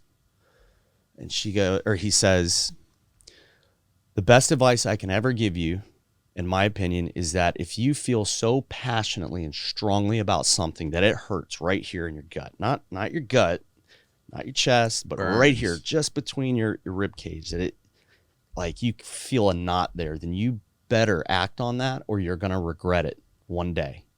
And my biggest fear in life is not dying. It's dying with a regret. And when he said that, I'm like, that's it. I'm doing it. That is God telling me, you got to go do something. I mean, dude, look at this. I get chills right now. I got goosebumps. Tell me that is not, you don't have to believe in God, but you better believe there's something there. Right. Because why the hell was I at NYU and at open lecture? What made me go there, and why did he say that? Why did I stay till the end? Because I almost left a few times because it was boring. And when he said that, like, holy shit, I'm like, I just don't believe in coincidences. Right. And so I'm like, that's it. I'm doing it. But what I did do with the advice of some family, they were like, before you go to Africa, just start exploring with the U.S. Department of State. And so I asked around with Susan Rice, the U.S. ambassador to the UN at the time, Ambassador Joseph Torsello, who I believe is the Treasury Secretary of Pennsylvania now. I was really close with him. He was a great mentor for me. I just asked him, hey, sir, have you heard about this and whatever? And he said, no, I haven't, but let me look into it. And he actually went and looked into it. He goes, so what is it about that you were asking about? And I was like, why are we not sending all these veterans that we have, that we paid billions and trillions of dollars to train to go to war? They have the skills to go over here and counter this terrorism, because it is terrorism. Up to 40% of ISIS's operations, their affiliates in Africa, up to 40% of their operations are funded by poaching animals. And there are some people that want to say that that's debunked. Bullshit. That is very real. That is real. People say it's been debunked. How? Well, that's just a fake statistic, and we did this study, and that's not how they're funded. No, you idiot. Criminals are criminals. Yeah. Terrorists are criminals. Criminals are terrorists. The way that they fund their operations, they're opportunists. It's opportunity. So if they see an opportunity to go and kill an animal so they can go and terrorize people and make more money and push their extreme agenda, they're going to do it. Mm-hmm. And that is what is happening. And so I had my security clearance at the time, which was top secret SCI, and they upped it another one so I could go into a SCIF, which is a secured room, to review very high level documents. And they actually upped my clearance so I could research this some more. They pulled some strings for me. Yeah. Wow. Yeah. And so I got the real information that I needed to see. And I'm like, hey, this is real deal. Like, what about that real information that you can divulge was that? Like, what about it? Well, did you realize? It was nothing that wasn't already out there. Oh, okay. It was just that it was officially documented in U.S. government cables, and foreign nations are giving this information, saying, hey, yeah, there is a tie between terrorism and poaching here. But because of who had the information, that's why it was top secret. But I mean, you can find the same stuff online. It's just not going to have a government cable attached to it. So you started doing all the research you could. You knew that this is what you had to do. When you went to the NYU, who was it that was doing the talk? So what did he do for Life of Pi? I think he was the director of the CGI. Dude, that's so funny. What a small fucking world. I'm really good friends with the cinematographer of Life of Pi. I met him filming a movie right around here called Dolphin Tail in Clearwater, about a dolphin they rescued with no tail, got caught in a net, and they kept it in an aquarium. And he also helped film a world famous documentary called Blood Dolphin about the dolphins in Japan, the Japanese fishermen who they go out and they chase all the dolphin into this cove, and then they just fucking spear them to death. Wasn't the documentary called The Cove? Yeah, The Cove. Yeah. There's one called Blood Dolphin, and there's one called The Cove. That's my next mission in life. And they find like the prettiest bottlenose dolphin, and they sell them to SeaWorld for like $400,000 a pop, and the rest of them they just fucking stab them to death. And you'll see them like having seizures in the water, and it's just the whole entire cove turns blood red. It's so fucked up. And the people in Japan are fucking suffering because they're feeding them these dolphin, and the dolphin are like these open water pelagic fish. You're not supposed to eat that shit because it has so high levels of mercury. It fucks with the human body, and it's not good for the human body, but they're feeding their people this dolphin. Like even in schools, like school lunches, they're giving That's him fucking disgusting. dolphin, dude. It's so fucked up. Yeah, isn't that the kind of stuff that our government should be working on instead of And like, dolphin are like, I think they're like the second smartest creatures next to humans. yeah, they're up there. Elephants are up there too. Yeah, elephants too. It's sick. It is. I just, that's the thing about humans. We are monsters. You and I sitting here, we're good people, but we have a monster deep within us. Mm-hmm. Like, it's scary. Like, Yeah, it's a lot of people have a very nihilistic view of humans, and some aspects of it are true. It's I don't know how, I mean, it's not a healthy way to look at it, but there's some elements of truth to it. You know, people say that we're just maggots eating a corpse. You know what I mean? Like the world, we're just maggots just devouring this fucking world. Yep. It's a fucking very fatalistic, nihilistic way of looking at it, but it's the truth though. there's something to it. It's the truth.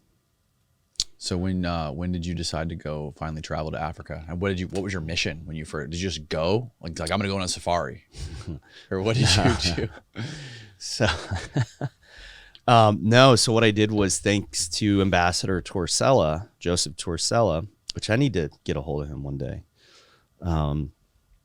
He connected me with several embassies of African nations and their ambassadors to the UN to discuss what their needs were. At the same time, he also connected me, like had his staff find out what the US was doing. And I put together this proposal. There was, you know, a 1-pager, a 3-pager, an 80-pager. I worked endlessly. I loved it. I was researching, writing, and it was in that dream mode. And so I started, you know, handing this to people, decision makers, to say, hey, does this have any, does this hold any water? Does this have legs? Could you see this happening? Hiring veterans to go out and help and assist, because I saw this as an opportunity. You know, the U.S. government, they're not going to go and save animals because they're government and government officials don't give a shit. And governments don't have emotions, nor should they. But I wanted to pitch this. We have all these guys that we paid all this money to train them, and they don't have a purpose. And I had just found my purpose, and I didn't realize it yet that that's what it was. And we could save veterans with this and use this as an opportunity for development assistance that supports the improvement of international, you know, diplomatic relations. Hey, we're going to come over here and help you with, you know, if the government had to look at this, I'm doing this because I give a shit about, you know, the animals, but I'm trying to interpret this to government officials in a way that would benefit, you know, the government. It's like, hey, East Africa, China's got a stronghold on all of Africa, really. Why don't we go and help with animals? And maybe that'll improve our relationships elsewhere as well. And boom, done. Perfect, right? No, what ended up happening was OES, Oceans, Environmental and Scientific Affairs, I think it's what it's called, one of the many agencies within the U.S. Department of State. They were tasked with what the United States was going to do to help in poaching and wildlife trafficking, because wildlife trafficking is a top 5 international crime. People don't realize that. What the hell OES was going to do about this, I have no idea. And so I started exploring it. And then I also did a call with International Narcotics and Law Enforcement Affairs, something like that. I should know the name of that. It's been a long few days. And they both kind of tried to get it. The only reason why they were entertaining the call, though, is because a political appointee was making it happen. And if a political appointee says do this and you're a bureaucrat, you're doing it. And so you could tell. So what ends up happening is, one, they start getting in a fight. OES is like, why are you talking to them? This is our thing. And I'm like, well, because I was told to. And number one, and also they're law enforcement. Like, this is more theirs. And this woman, oh, Christine. I cannot wait to meet her again. So what ends up happening is I was told you can no longer speak to the law enforcement agency within the State Department about it. You speak to us. We're doing this. And so the guys at the guy, David, that's all I'll say, from the law enforcement agency was telling me, oh, no, this isn't going to work. He had no idea about the poaching issue either. go figure, when he retires from the State Department, he is now an advisor in counter poaching. So the asshole literally tried to steal the idea, but make a profit from it because it's not a nonprofit. But you know, whatever, do your thing, dude. If you want to exploit it, that's your battle. You got to deal with that when you meet your maker, not me. And then what happens is OES is throwing an open forum with the President Obama's Advisory Council on Wildlife Trafficking. The White House designated $12 million, not a lot of money, but hey, at least it's something. At least there's a president and a presidential administration is caring, because 12 million, like I said, it's better than nothing. They were deciding what to do with the money and where to designate it. And there was an open forum where they were going to discuss it, and then a Q&A. I went as a private citizen from New York to DC, took the train down, and I'm sitting there, put my name, Ryan Tate. I don't even think I put the State Department on the roster, but I signed up to ask a question. And I'm sitting there. And out of nowhere, Christine and an Assistant Secretary of State walk up to me right before the Q&A. And the Assistant Secretary of State, she says to me, you Ryan Tate? I said, yes, ma'am, I am. She goes, I see that you're going to ask a question. What are you going to ask? And I was like, I was simply just going to ask, is any of this $12 million, is it going to go towards training the guys on the ground, the guys that are dying? The guys that are dying and their family members are being killed to protect these innocent animals. Like the Rangers? Yeah, the Rangers. Right. The men and women. It's not just guys. There's a lot of female Rangers, a lot of freaking badass women on the front lines. And I said, that's all I was going to ask. She goes, you are not allowed to ask that question. I said, ma'am, I'm here as an everyday citizen. I'm not here in a State Department capacity, and I have permission to be here. She goes, well, I'm telling you right now that if I don't have it in writing by Monday, and this is on a Friday, that you were going to end this little crusade, this little, pipe dream that you have, that you're not going to have a job. And she said, do you got that? And I said, yes, ma'am, I do. I hear you. And then she turns back around and with the Christine woman, and she goes, by the way, we've done our research, and veteran skills do not translate to counter poaching. Now you got me about ready to start throwing chairs, because I'm still like I found my purpose now. I'm doing this, and this isn't about the animals now. This is just about you guys and your freaking egos. You are exactly what is wrong with governments, because you see this as an opportunity to bolster your career. You're not actually doing it because you give a shit about the animals or the people that depend on this wildlife. That's why I'm here. I'm not here to make money. I'm not here to get some award. I could give two shits about awards. I could care less about politics in this. I'm here because I want to save these animals. I need to save these animals.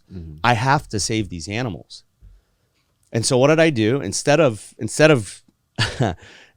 agreeing to what she did, and instead of causing a big uproar, I had my buddy traveling from overseas that works in conservation, and I told him, I said, hey man, when they call my name, I said, I'm going to get out of here before I start a ruckus, but when they call my name, because I know they didn't take my name off the thing, go up there and ask the question on my behalf. So he gets up there and he goes, hi, my name's so-and-so. I'm here on behalf of Ryan Tate, who works for the U.S. Department of State. And here's his question. And he asked it. And then I went to the White House and told on what to Susan Rice what they did to me. And then on Monday, I turned in my resignation papers and said, fuck you. Holy fuck, man. Yeah. That's badass. Yeah. That's incredible. Looking back on it, I was definitely ignorant to the fact of what I was doing. But I'm so glad that I did it. Yeah. God, I'm so glad. Yeah, man. You became like a fucking dissident, man. You fucking went against what the bureaucrats wanted you to do. Like, dude, which is scary. That's scary. I mean, whether you were ignorant or not of the consequences, it's fucking scary. Well, just literally, I just quit my job. Yeah. And I'm still living in New York City. How the hell am I supposed to live?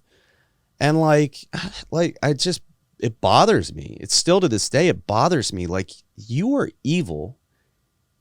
It's not intentional, I'm sure, but you are evil in my mind if you try to stop something so pure like that. Why would you do that? All because you were tasked to do. Okay, well then you take the initiative and go champion it. I don't care who champions saving rhinos or elephants or solving this problem, because it is a problem. And I hate the word problem. I usually call problems challenges, but this is a problem. Go champion it then. I don't give a shit. Just save the species, for God's sakes. And but it was liberating. It felt, I was like, hell yeah, I got to do this now. That's cool. I'm doing it. So I started going to Africa on my own, and I wasn't going out on safaris. I was going with the government officials that Ambassador Torsella had introduced me to. God, what a champ. Without him, I'm telling you, without Ambassador Joseph Torsella, I wouldn't be sitting at this table right now. There's no way. Wow. He introduced me to the people. The president of Tanzania tells us, hey, I want my Rangers to operate like you, U.S. Marines. And I'm like, let's do this, man. Let's do it. Like, I'm getting chills right now. How'd that feel? Oh, I was like, hey, you know what Marines are? U.S. Marines? That's awesome, man. I was like, hell yeah, that's what I'm thinking. Let's do that because we need to save these animals. It was terrible.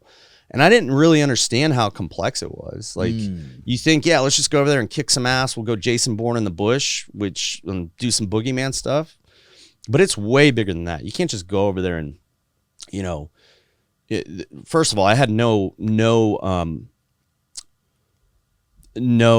interest or I was not going out there to kill anybody or cause harm. I just wanted to protect the animals. The last thing that you want to do, especially in conservation, is kill anybody or hurt anybody. Right. No, you had a purpose. You had like a burning purpose, a mission. Yeah. I mean, I was which you had lost after you left the Marines. Now you had it back again. Yeah. I mean, I was having dreams at night every night about animals that I hadn't even seen in real life yet, other than the zoo. I kid you not. What was it like the first time you saw one? Oh, dude, I almost passed out. Yeah, man. I was just, and oh, man, it was cool. The first time I saw elephants in real life, came around this corner in Tanzania, and there was two standing there, and I was blown away. And we sat there for like an hour, and and the driver's like, all right, well, we gotta keep moving. And I'm like, no, just a little longer. Anyways, we go around the corner, and there's over 100 elephants just around the corner. And it's like, no, now we're not leaving. We're staying here. But what I was doing over there was, that's the fun side, but I wanted to get out with rangers and just, live with them, see what it's like. What do they go through? I wanted to learn from them. I wanted to observe, just because I still don't know. Maybe my skills don't translate. Maybe that evil woman was right. Maybe that bureaucrat scumbag was right. I don't know. But the coolest thing was when I showed up and I introduced myself to rangers, and they're like, yo, you're a Marine? You served in Iraq? That's amazing. They were so well versed on the wars and Marine, and now they had this pride, like, you're here to support us in our mission. It's that important? You know about this all the way in the United States? Yeah, I do. And now all of a sudden these guys are charged up, ready to roll. Wow, man, I can't even imagine like Africa, other than maybe, I don't know, Australia, but I don't even know if Australia comes close. But like being in Africa, especially in the parts of Africa that you're in, it's one of maybe two places in the world that you literally have to be worried about being eaten by a fucking animal, like eaten alive by a fucking animal. Like there's so many man-eating animals there, and you're surrounded by them. Like, what the fuck, man? So they're everything either wants to in the water and on land. Oh yeah, yeah. Don't stay the hell out of the water. Everything either wants to eat you, screw you, eat you, or both. Yep, that's what they say. I could have said that in a different way. Yeah. Oh my God. What the fuck, man? What kind of animals are gonna fuck you and eat you? I mean, I don't know. I mean, I've never been in the situation, but Jesus Christ, could you imagine? I think it's being more of a fucking molested by a rhino or a lion. You surf out there? I don't surf anymore because I've had surgery in my hands. I grew up surfing. Yeah, we talked about that yesterday. We've got a guy on our team, Connor. Connor rips it, and he's a Florida boy. He's from the other coast, and he's got some badass surfboard. He's got a buddy in Thailand. Yeah, he's an Army veteran from Thailand that did a custom rhino boards for him. Like drew them on there and stuff. They're Lost boards, I think, or Almerics, and so he's got them out there. But yeah, our headquarters reserve is like 2 hour and a half from J Bay. That's so sick. Yeah. That's so sick. You're not catching me in that water.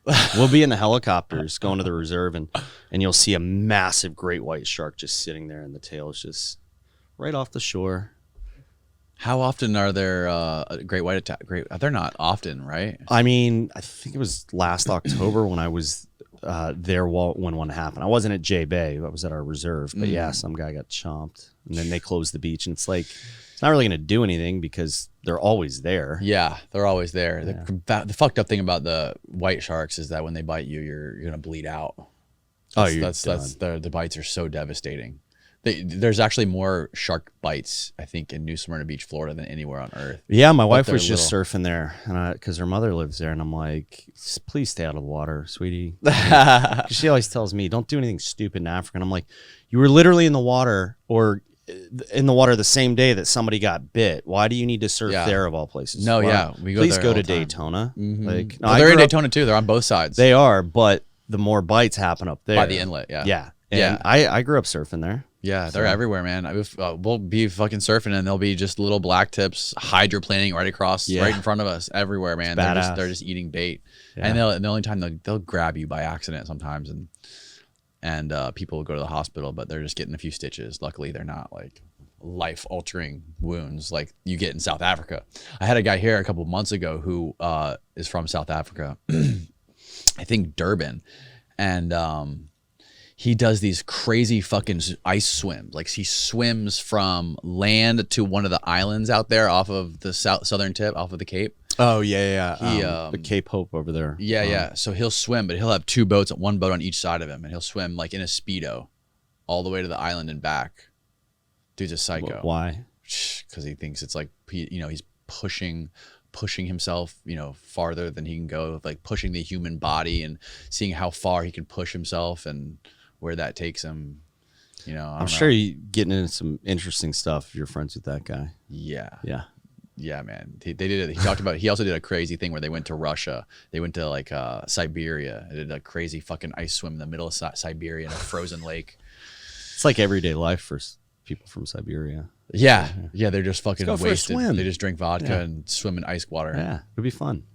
But yeah, dude, fucking Africa.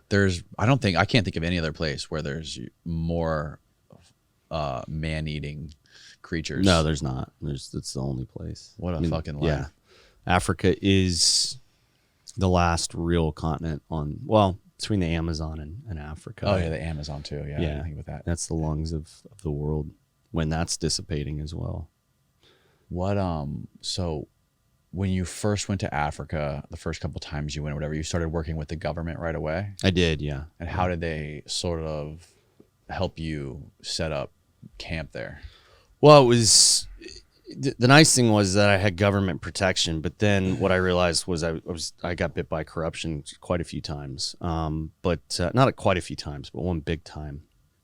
I was living in government housing, driving government vehicles. I had a brand new government Land Cruiser that got bashed. It literally had like 800 kilometers on it and a freaking bull elephant in Musk. He was in high testosterone period is what Musk is for those that don't know. But yeah, driver got too close. He reared back and right in the side. And I had to explain that one. Apparently it's my fault, even though the driver I told him not to get that close. And he ended up rolling a car behind us, like a little hatchback, like 20 times, like it was a ball. Unbelievable. People lived. I don't know how, but so yeah, I had government rifles. I checked them out of the armory just for my own protection. But I was going out embedded. I would go in as essentially a spy, and I would act as the assistant for some rich American billionaire or international billionaire, and I would do it with the oversight of the government. I would do small illegal wildlife buys. So I would buy like snake skins or leopard skin, things like that. And that would build the trust up. And then once we got to a certain level, all right, hey, now I need some ivory. You got any ivory? And then the next thing you know, you're buying ivory. And as soon as you buy it, boom, park rangers and police hit the building and they do a takedown. They arrest you and everybody else. That way it doesn't look like, okay. I can't do it anymore because my cover's been blown on that. But yeah. How long did that last? I was doing that like a year and a half, I want to say. Almost 2 years. I was doing undercover stuff here and there. But we were taking down some really nasty people. We took down in 36 hours. We assisted and empowered the Rangers to do it. We were on the patrols. We would only jump in and help in these takedowns when we saw a potential, safety threat, which these things happen. And we took down, park rangers took down the criminal network responsible for 18,000 elephant deaths in 1 year. At the time, we thought it was 10,000. We talked to the parliament members, and they were like, actually, it's more like 18,000. It could be even more than that. And we took them down in 36 hours. Nobody hurt, nobody killed, nothing. Wow. We were taking them out of their beds at night through the windows. Yeah, I remember taking a couple guys out of their bedroom window while their wives were asleep next to them at like 3 a.m. And they take them out, and the Rangers cover their mouths real quick, and the wife wouldn't even wake up. Yeah, it's sad that you have to do it. I mean, but like, it is. And sad. these are scumbags. There are some poachers that are poor guys that are exploited by these bigger networks. But do I have empathy for them? Yes, but I have more empathy for the animals. There's only 350,000 elephants left. They're on the they're coming back, thanks to a lot of, amazing conservation groups, not just VETPAW, but there's only 20,000 white rhinos, only 5,000 black rhinos left. I have more empathy for the animals. And when my mom said, hey, why do you have to do this? Why are you doing this and risking your life to do this? I said, hey, listen, I'm only one of 8 billion people on this planet. How many of those animals are left? I'm expendable. Right. Do you look at it that way? Is that kind of, we talked earlier about the kind of, that nihilistic view of humans on Earth. They're being like, there's so many fucking people on Earth, and human nature, especially when there's something that happens to humans when you put them in a situation of desperation when it comes to resources and money and feeding their kids. They'll do the worst things when they're desperate. Yeah. Humans will. Yeah. So have you kind of accepted the fact, or have you come to terms with the fact that you value the lives of these animals over the lives of some of the humans that are there? I know it sounds very, very dark, but when you look at it from a certain perspective, you can see the argument for it, and you can see how it actually does in that context. When you have a population of 8 billion people, and there's a certain amount of them that are just committing these atrocities, like murdering these innocent beings that have no control. They don't know what the fuck's going on. You're not only like, you're murdering, whether it be a rhino or an elephant, and then their offspring are going to be lost and probably die. I can see it from the perspective, like, fuck these human beings. I value the elephants' lives over those human beings' lives. I can see that perspective. Yeah, I guess so. In a sense, yes. I mean, personally speaking, not as the president of VETPAW, 100%. That said, who am I as this white American to come in there and tell them how to live their lives? It's none of my business. The biggest issue in the world, I mean, we're in the middle of the next mass extinction right now. People don't realize it. We're losing species, not just in Africa, but all over the world. And it's not because of poaching. It's because we're taking their land. It's habitat loss. So yes, I do. And here's the thing. Humans we're just another animal species on this planet. And so ultimately, if we really want to save ourselves, then we need to have empathy for our race, in the sense to where we're not taking that land. We are valuing it and being stewards of this planet, because if we don't become stewards and we start to lose too many of these keystone species, the effect that will have on this massive ecosystem that we call Earth, it'll be the detriment of humans. Yes. So we have to by saving these species, we are saving ourselves. If we can't save these species, we can't save ourselves. Right. Right. Every species is important. Here's a good example. We reintroduced black rhinos into a region that they had gone extinct in over 80 years ago. That region's flora and fauna was so imbalanced. The plants, so many plant species went extinct. Black rhinos are browsers. So they have this lip and they pick out of thorny bushes and they eat that. White rhinos are grazers. Well, that population of white rhinos was on the decline because there's no grass there. Why is there no grass? Because the bushes are overgrown. If we introduce black rhinos, they start mowing that down. Sun gets to the soil, grass is growing, and now the white rhino population is coming up. And now you have new plant species, well, not new, but plant species that went extinct years ago that are coming back. Right. Think about that. Isn't that wild? Yeah, that is crazy. That is crazy how we can manipulate the environment in a good way. We have cheetah we reintroduced into areas that they had gone extinct in years ago. We had a serious warthog problem in that area. We still do, in a sense, but it's not as bad anymore that we've reintroduced them because they're mowing down cheetah, or cheetah are mowing down warthog. How do you feel about hunters that go over there and pay like hundreds of thousands of dollars for tags to kill elephants? Okay. I don't know if there's any other animals besides elephants that they kill. Yeah, I mean, they do antelope, buffalo. I mean, shoot, they have tags for rhinos in some places. Listen, I'm not a hunter. This is going to sound corny as hell, at least to me, but once you've hunted man, at least in my mind, it's just, I have no interest in shooting something that doesn't shoot back. Interesting. I just think it's just not me. It's never been my thing. However, now if you're going to hunt an elephant or a rhino or an endangered species, like you're a piece of shit. And I don't care the amount of money that you're throwing up on the table. I tell you what, that amount of money, you hunt me, I'll take one bullet.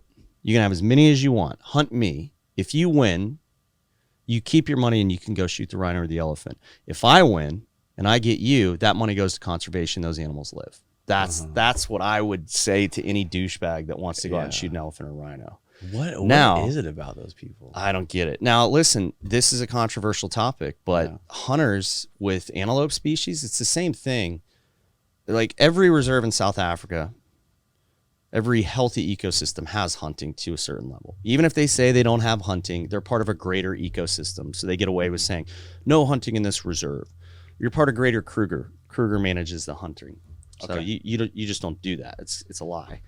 And I know several reserves like that, and I'll probably get people, keyboard warriors, hitting me up here shortly when this airs. That's not true. Okay, all right. Well, you're telling me my team is there full time. You went on a safari to this place and paid a shit ton of money and listen to what people tell you and think it's true. Anyways, it's the same thing as hunting deer in our national parks. Our government regulates it. So does theirs. If you do not balance that population of impala, they will mow down what they eat, the plants that they eat, at a level that it'll affect the other plants and the other food that the bigger species eat. With different gestation periods, it takes 18 months for a black or a white rhino to give birth. 22 to 24 months for an elephant. Wow, we're talking like 9 weeks and 16 weeks for some antelope species. Yeah. You got. I'm sorry, humans. We like to have this idea. We want to have our cake and eat it too. Yeah. We're so overly emotional. It's like, no, you can't. This isn't Burger King. You can't have it your way every time. Tough decisions have to be made, and scientists come in and dictate it. We were in a position, a reserve we worked at. Biologists came in and said, "Hey, you have 5,000 too many impala. If you don't hunt or cull," and culling, for those that don't know, is you round up the animals, you just shoot them in the slaughter head. them. Yeah, it's one of the most traumatizing things I've ever seen. They do that with sharks in some places. Yeah, that's disgusting. Because the surfers want to surf, catch waves. Yeah, and that not get bit. Unbelievable.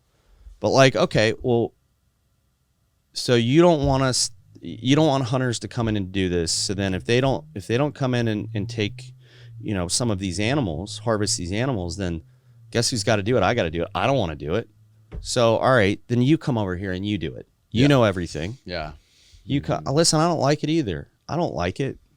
But the real problem is humans. Yeah. If we stop, destroying this planet, then we don't have to do this stuff. Yeah. So what is it though about those fucking trophy? What is it about people who want to go out? It's always these people with like insane amounts of money, like rich people. They want to go like, I'm gonna take my son out to Africa and we're gonna get an elephant tag and we're gonna pose in front of a picture of this big dead elephant. Like, Like, what? Like, I don't understand. Like, what is it about those people that want to do that? And they'll pay so much money, and they'll justify it. Yeah. They'll justify it. Like, we paid, hundreds of thousands of dollars for this, and we fed the village. And that means that you care. No, well, if you really cared, then you just pay that money to the reserve and have a veterinarian go and put that animal. Because in many cases, if it's an elephant, it's one that's not many. I don't know if it's many cases, but they in some pick cases, one that's old, where the teeth right? are rotting Okay. and they're dying a slow death. Which still, why not just pay a vet to put it down humanely instead of shooting it? I don't know. But if you actually give a shit, why don't you just donate the money? I don't know. Yeah, but if there are these guys with these sick fantasies, some sick fucking billionaire and his kid want to come hunt an elephant and have a trophy just to pound, what do they do with those elephants? Do they just kill them? Do you know? I don't know. I don't know. I've never looked into it. But do they use it? Do they like mount their heads as trophies, or like what do they? If just take that idea in its own little thought bubble and say, like, there's this elephant that's dying, but this guy's going to pay us $1 million, and he's going to, we're going to be able to pay this money to our rangers. Our rangers are going to make $50,000 a year now to kill this elephant that's not going to live another year. Yeah, most of that money's just going into some, rich guy's pocket, rich African guy's pocket. It's not going to the rangers. Really? In some cases, like hunting in general now, hunting does, whether people want to believe it or not, and if you can't come to the table and look at facts, then, I don't want to talk to you, but the facts are is that and I'm not talking about elephant and rhino hunting or endangered species hunting, like the dentist that shot Cecil the lion. Oh, yeah. Yeah, I'm not talking about that stuff. But antelope hunting in general, I mean, that's arguably it contributes more funding to African wildlife conservation than it definitely really? does with ecotourism, because ecotourism also, and I'm a big fan of ecotourism. We have our own lodge where people can pay and come and stay. It's not like high-end 5-star, but it's really cool and unique. But ecotourism has this huge carbon footprint with it. So for one guy that comes over with his son and wants to, take an antelope, like a kudu or something, because the scientists deem that that's appropriate here for a tag, the population supports it, he pays a boatload of money there, whereas in order to get the same amount of money that he paid, you've got to have like 50 guests come and stay and take flights from America, drive cars, and all this food and all of that just to stay at a lodge. You know what I mean? Yeah. I mean, some of these reserves have, staffs of 400 to 1,000 people. They got to pay those bills, and if they don't, that land will be used for pineapples or something else, which is not good. No. It's a complex issue, man. It Yeah, really is. and there's people that just want to like reconnect with, like they want to reconnect with like their primal selves, their primal mode. Yeah. They want to be out in the sticks and hunt. And there is people that can make arguments about, not towards elephants or lions, but towards other types of like deer or elk or antelopes or whatever, saying like eating a wild animal is way better for you than eating fucking factory farmed cows. The worst thing in the world is buying meat off a shelf. Yeah. So I respect it. Like I respect that argument. I mean, it's real. Yeah. But yeah, man, it's not an easy fix. It's a lot more complex than just going on social media. And How do the rangers get paid? it depends on the reserve. And but what are the issues with the rangers getting paid? Because is it real that some of the rangers and poachers will kind of like switch, like trade positions? Like a ranger will maybe not get paid and have to poach an animal on the weekend just to feed his family, and then go back to being a ranger. Like, how big is that problem in reality? yeah, I don't buy the feeding the family thing in many cases. There are some cases, but you're talking about places like South Africa has like a unemployment rate of like 40%, and that's it's in the 30s. But Mozambique, Zimbabwe, those places, they have it like 50-60% unemployment rate. So it's like, if you have a job, that's one thing. It's the greed and it's the ego that drives it. So I mean, the top dog ranger at Kruger National Park was busted with rhino horn in his trunk. Guy won so many awards. But the people that pay rangers, like government rangers, they get paid by the government, and then private parks, which a lot of people don't realize this. Private parks in South Africa, I believe the number is 35% of rhinos are in private reserves. They have actually private farmers, because they call reserves and private reserves in South Africa, they call them farms. So farmers. But these private reserves have saved 90% of antelope species because of trading game and the sale and trade of game. So they pay their park rangers, these private citizens. And when you start a park as a private citizen, especially in South Africa, you put a target on your back. You don't do it because it's some glorious job and you're making all this money. Many of those people have other businesses that support those reserves. They're doing it because they're passionate about it, and that's their heritage, and they want to save these species. But you put your life in danger the moment you put a rhino or an elephant or an endangered species on your property. And how specifically? Well, I mean, there have been farm attacks, what they call them, and where poaching rings will raid somebody's home, the owner of the reserve's home, tie them up, take all their stuff, and shoot them in the head when they leave, or something like that. They'll open the safe, like in those cases where most rhino horn, if it's harvested the proper way, which we discussed is not, it's not good for the species in general, but it is preventative. Some people will keep it in a safe in their home until they can get it to a bank to put it in a vaulted safe. And those are all registered by the government, by the way. So if they hear that there's a dehorning happen, they'll go and hit that house and raid it and take everything. Wow. Yeah. It's brutal. What is the prevalence of the terrorists we were talking about earlier, but the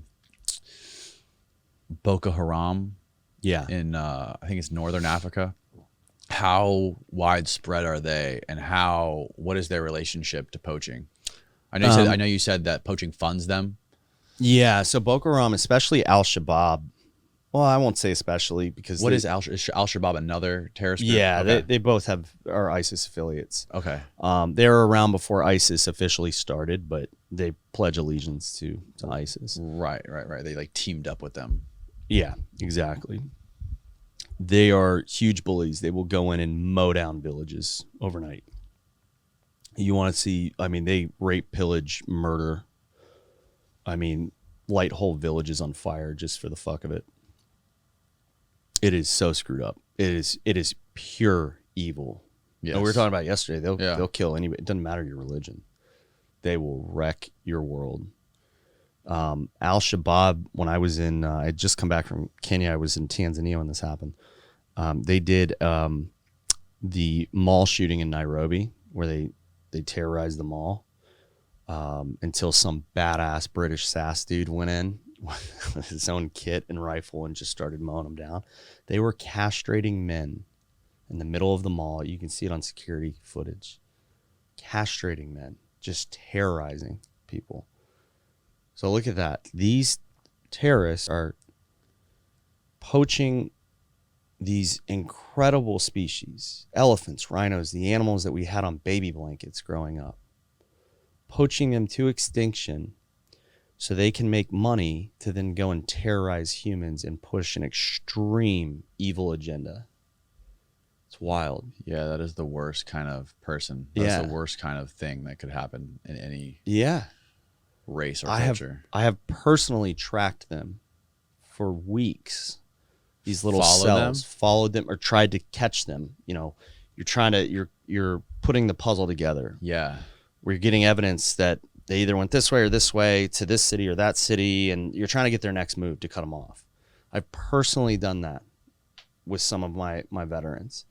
We have had targets on our head and been alerted to it by governments, bounties, because we were affecting their bottom line. If you affect a criminal's bottom line, I mean, they got nothing to lose except money, and that's all that matters to them, whatever agenda they have. So do you guys plan that, like, are you guys literally like back at headquarters, like tracking these people and tracking each cell and trying to like figure out the next move? Are you like strategizing this like a war against these guys and trying to stay one step ahead of where they are? Do you guys have people on the inside work that are close to them that are reporting back to you? We do have informants. Yes, you do. We do. When we do these operations, whether or not we have one going on right now, I can't tell you, but obviously, but I have to kill you. Which you could very easily do. No, I don't know about that. But no, we don't do that necessarily at our headquarters facility. We do that on the fly. I mean, we're a very small team. We, as a nonprofit, in my opinion, do the most with the least, just like the Marine Corps. Mm-hmm. We don't have all this fancy technology. Well, we'd love to have it, yeah, but no, we do a lot on a bootstrap budget, and I think that's a testament to our character as an organization. But no, we put these investigations together on the fly while we're moving and going after these guys. I mean, we're on the road nonstop. You don't sleep. We do have informants and they're locals, and they work tirelessly. These are Africans that give a damn. But I'll say this though, our biggest success in counter poaching though is not the flashy stuff. I mean, we've had people label us as mercenaries. That's not what we are at all. My God. Like it's not how you fix this. What we do that has the most effect is by taking subject matter experts from around the world, different trades, whether it's crocheting a blanket to making stuffed animals to cups and household goods and items, and we bring them in. It's a hand up approach, not a handout. And we teach the locals gardening, for instance. They're gardening so much now that they can sell their produce to other locals instead of spending all their money to take a taxi 2 hours to the grocery store and wasting it all there.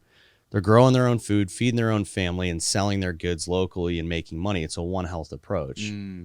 So it's like, and it takes time, but now these people, they could care less about poaching because they know that, hey, number one, there's some badass rangers on that reserve that were trained by U.S. war veterans or international war veterans, because we do have we've got an Italian guy over there now. He's awesome. But anyways, they know like, hey, it's not worth going in there. Well, I'm going to work with these guys. This is cool. Like, we've got a relationship. They're helping us. Like, you're watching people from two opposite ends of the planet, way different backgrounds, come together for one common purpose. And that's to save the ecosystem that we consider ourselves a part of. That's super cool, man. Yeah. That's super fucking cool. What wasn't there a story when you guys were doing something and you saw some farmers like on the side of the road, or some guys like chopping, cutting grass? What were they doing? And you inadvertently busted a whole group of poachers. So we didn't actually bust them. It was the rangers that we were instructing. So Lynn Westover Jr. is one of my best friends. I'm going to say he's 5'6" on a good day, but he is a badass. With a good pair of shoes. Marine, Force Recon, Scout Sniper. He's probably 140 pounds soaking wet. Well, now he's $150 now. He likes Coors Light.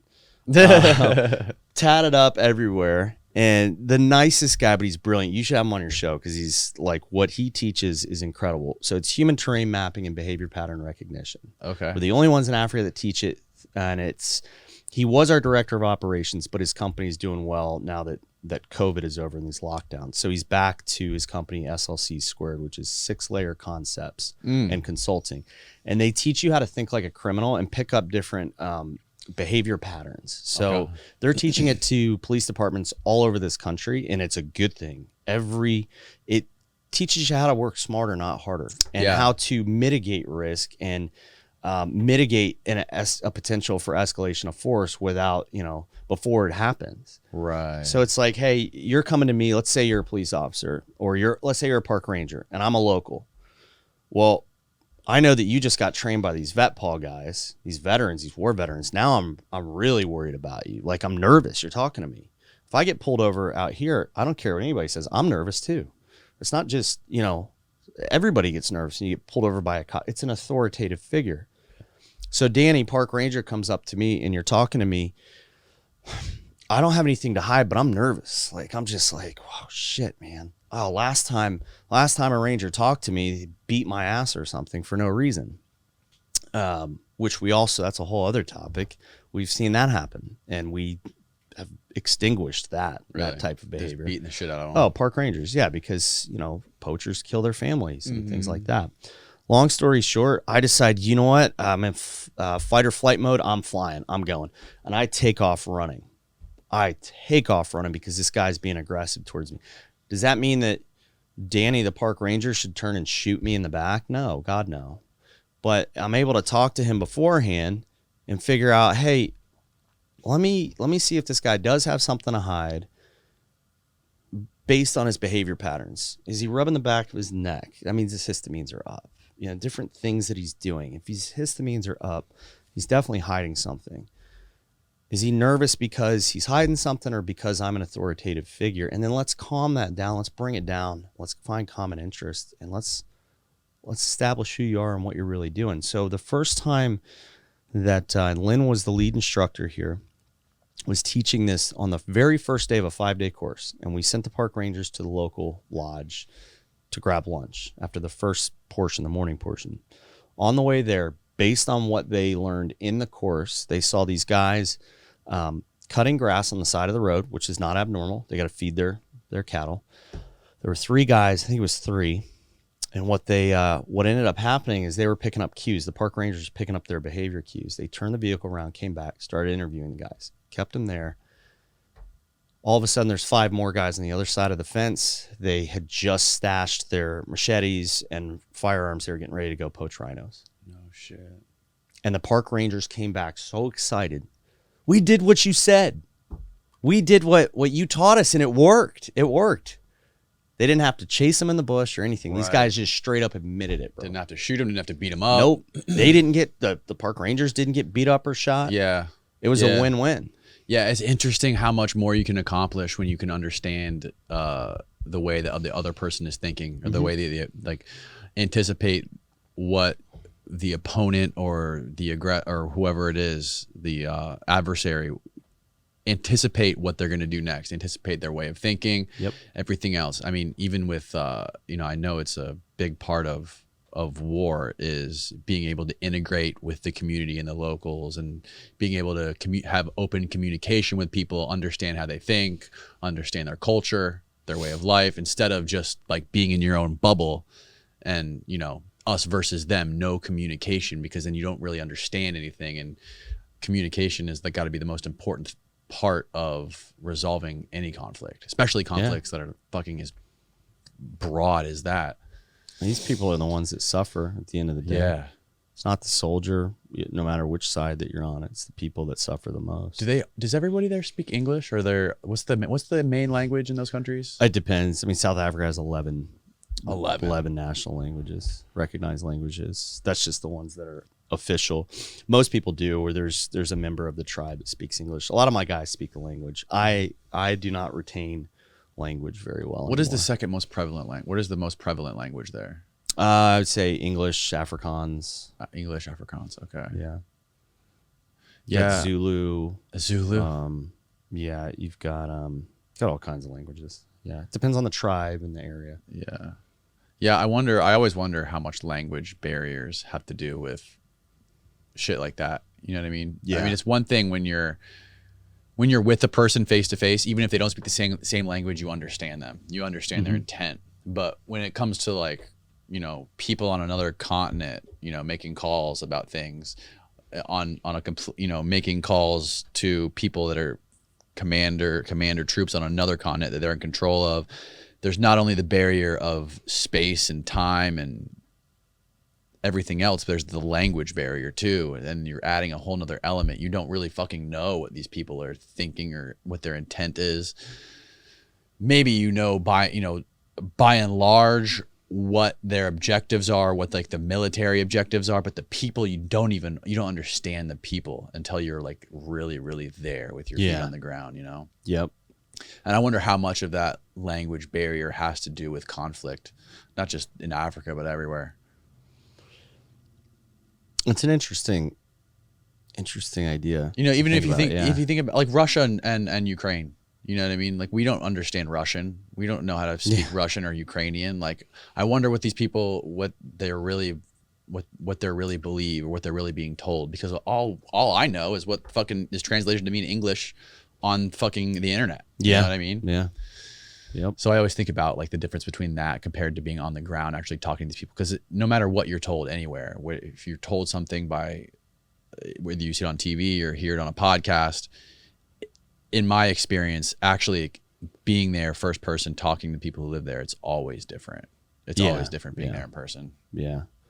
I mean, hey, at the end of the day, no matter the language, no matter the frustrations, or no matter the conflict that you're in, you always just got to treat people with respect. Yeah. And try to have some level of empathy, a healthy one, because there are second and third order effects that come with conflict that make things bigger than they should be. You kill someone, like if I go out there and I, God forbid I have to shoot somebody, and I never ever want to be in that position again. That man he's got a wife, a brother, a son, a dad, a mom, uncles, aunts. Now you've got a whole bunch of enemies. They don't care if he's wrong or right. Yeah. In most cases, all they know is you just killed somebody that they loved. Yes. And that they needed. Yes. And so now they're gunning for you. Yes, man. That's something that people don't. I don't think a lot of people think about too. Is you have, like, everyone says you have to have empathy, and you should. Like, empathy is important. You have to understand the other person and where they're at. But if somebody in your group killed their kid, they don't have any fucking empathy for you or anybody. No. If somebody did anything to my kid, I have no empathy. I'm gonna slaughter a whole village. Exactly. You know what I mean? Like. That's real. That's real in a lot of places, a lot of these poor places, I'm sure it's real in Iraq. You were there, you would know. Yeah. People who had their fucking kids murdered. That's the worst thing you can do to anybody. Like, you're going to change somebody. You're going to turn somebody into a killing machine. Yeah. Yep. And can you blame them? No, I mean, you can't. You're a dad. Yeah. But you're on the other side of it too. You're on the other side of it. Like, some of the people you were fighting, those people were in that position, but you're also in a position where you're not going to get killed. You're not going to get killed. Your guys aren't going to get killed. When you're in that conflict, it is what it is. You can't sit there and say, "Oh, we got to have empathy." You're in a fucking live or die situation. Yep. And these guys in Africa I don't know what their situation is, but I know that a lot of them are desperate. Desperation breeds evil. Like you said, not necessarily evil in all cases, but it breeds, it breeds, desperation breeds crime and terrorism. We talked about that yesterday too, Guinea-Bissau, the country in Northern Africa. We talked about that. There's a country in Northern Africa called Guinea-Bissau that is essentially a cartel with a flag. It's so corrupted that the head of the Navy was literally like spearheading all of the cartels trafficking cocaine into Africa, into that country. It was all run by cartel. All the heads of every department there were in government was corrupted by the cartel. And, that just goes to show you the poorest countries are going to be the ones that are corrupted the most. And there's a lot of poor countries in Africa. Yep. That's why, hey, ecotourism and One Health approach is the way to go. And people don't need to do this stuff. Yeah.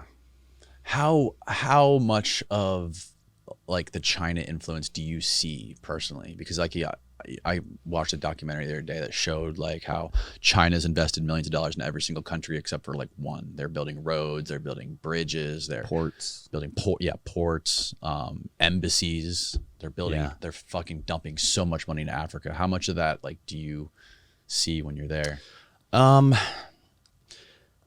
I mean, it's not really in my face a lot. I mean, East Africa was in my face a lot, or whenever I'm there.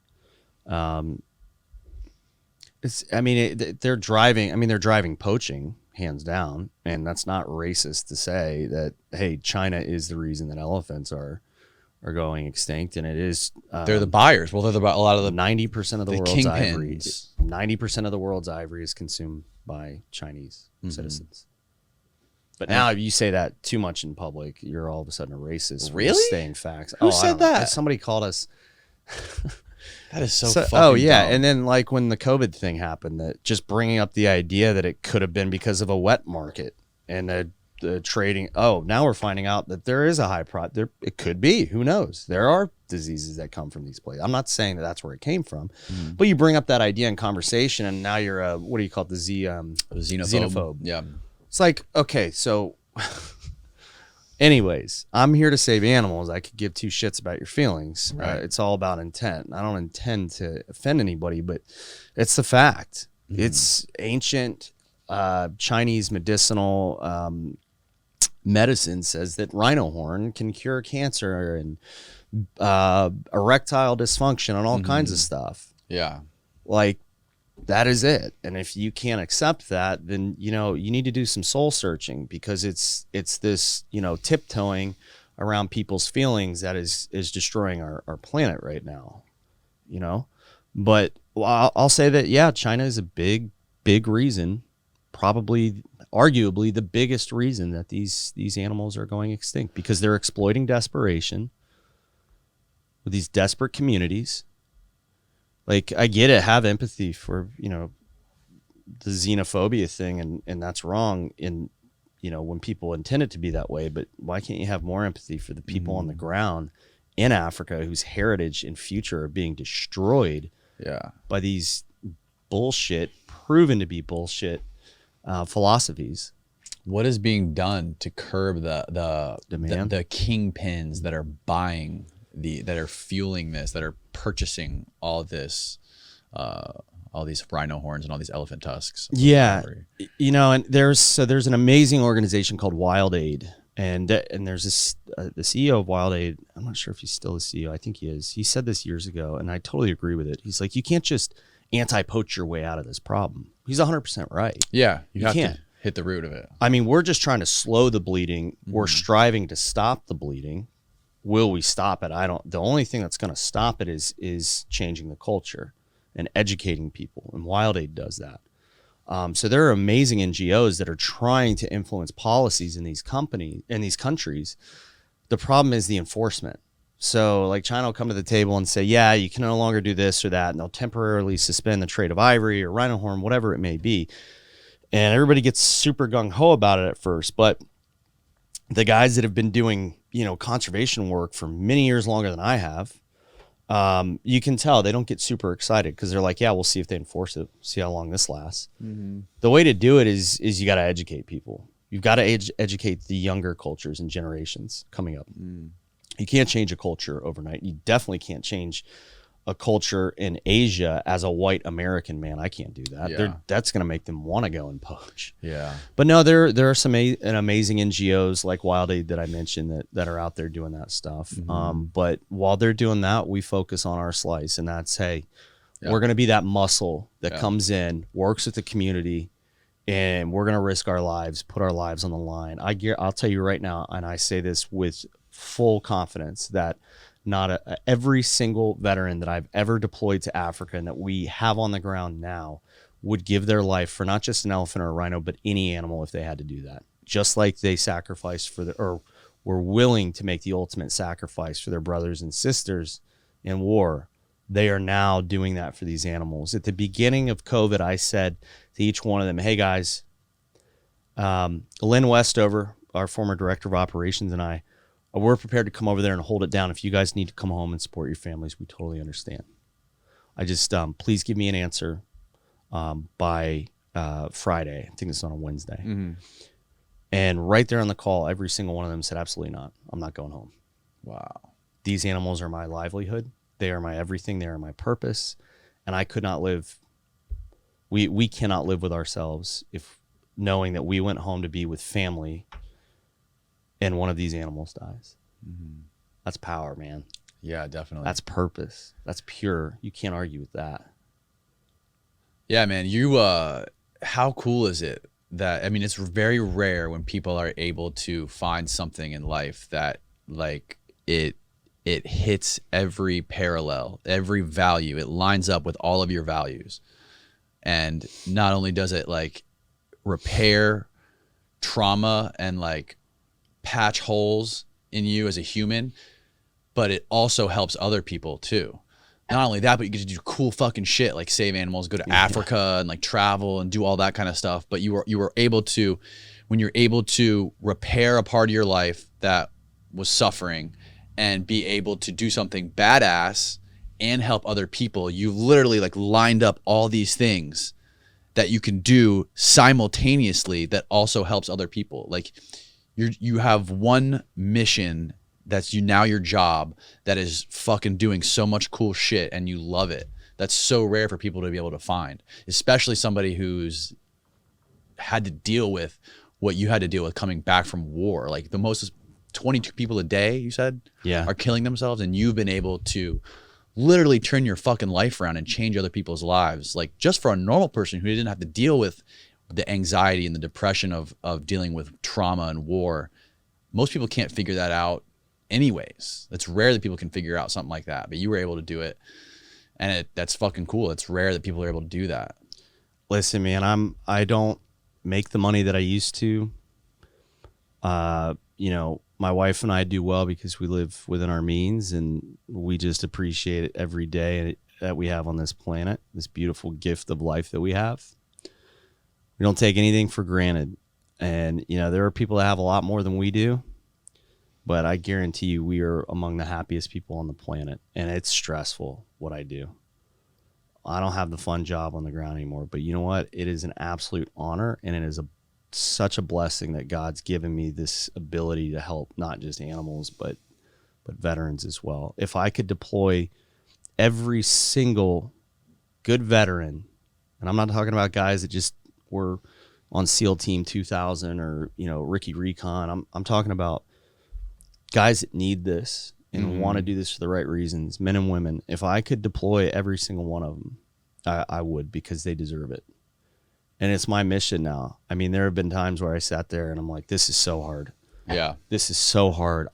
Babe, I don't think I can do this anymore. And my wife's like, you're not quitting. I know you're not. And I'll never quit this. This is my life. And it's just, I wish more people followed their intuition, because your intuition is not just, your gut's not just telling you something. That's your brain saying, hey, you need to do this. Yeah.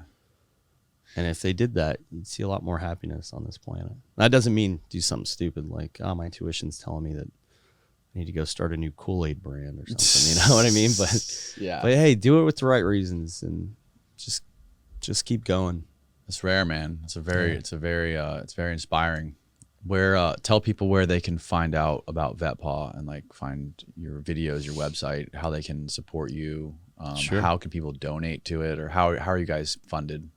So we're 100% a nonprofit. We don't receive federal government money, foreign or domestic. We'd love to at some point, but I take pride in that. VETPAW is only here because people have donated a penny to, you know, $1,000 or more. You know, it's not just Ryan Tate doing this. It's the veterans on the ground, but it's not just them and me. It's the people that give a shit about this.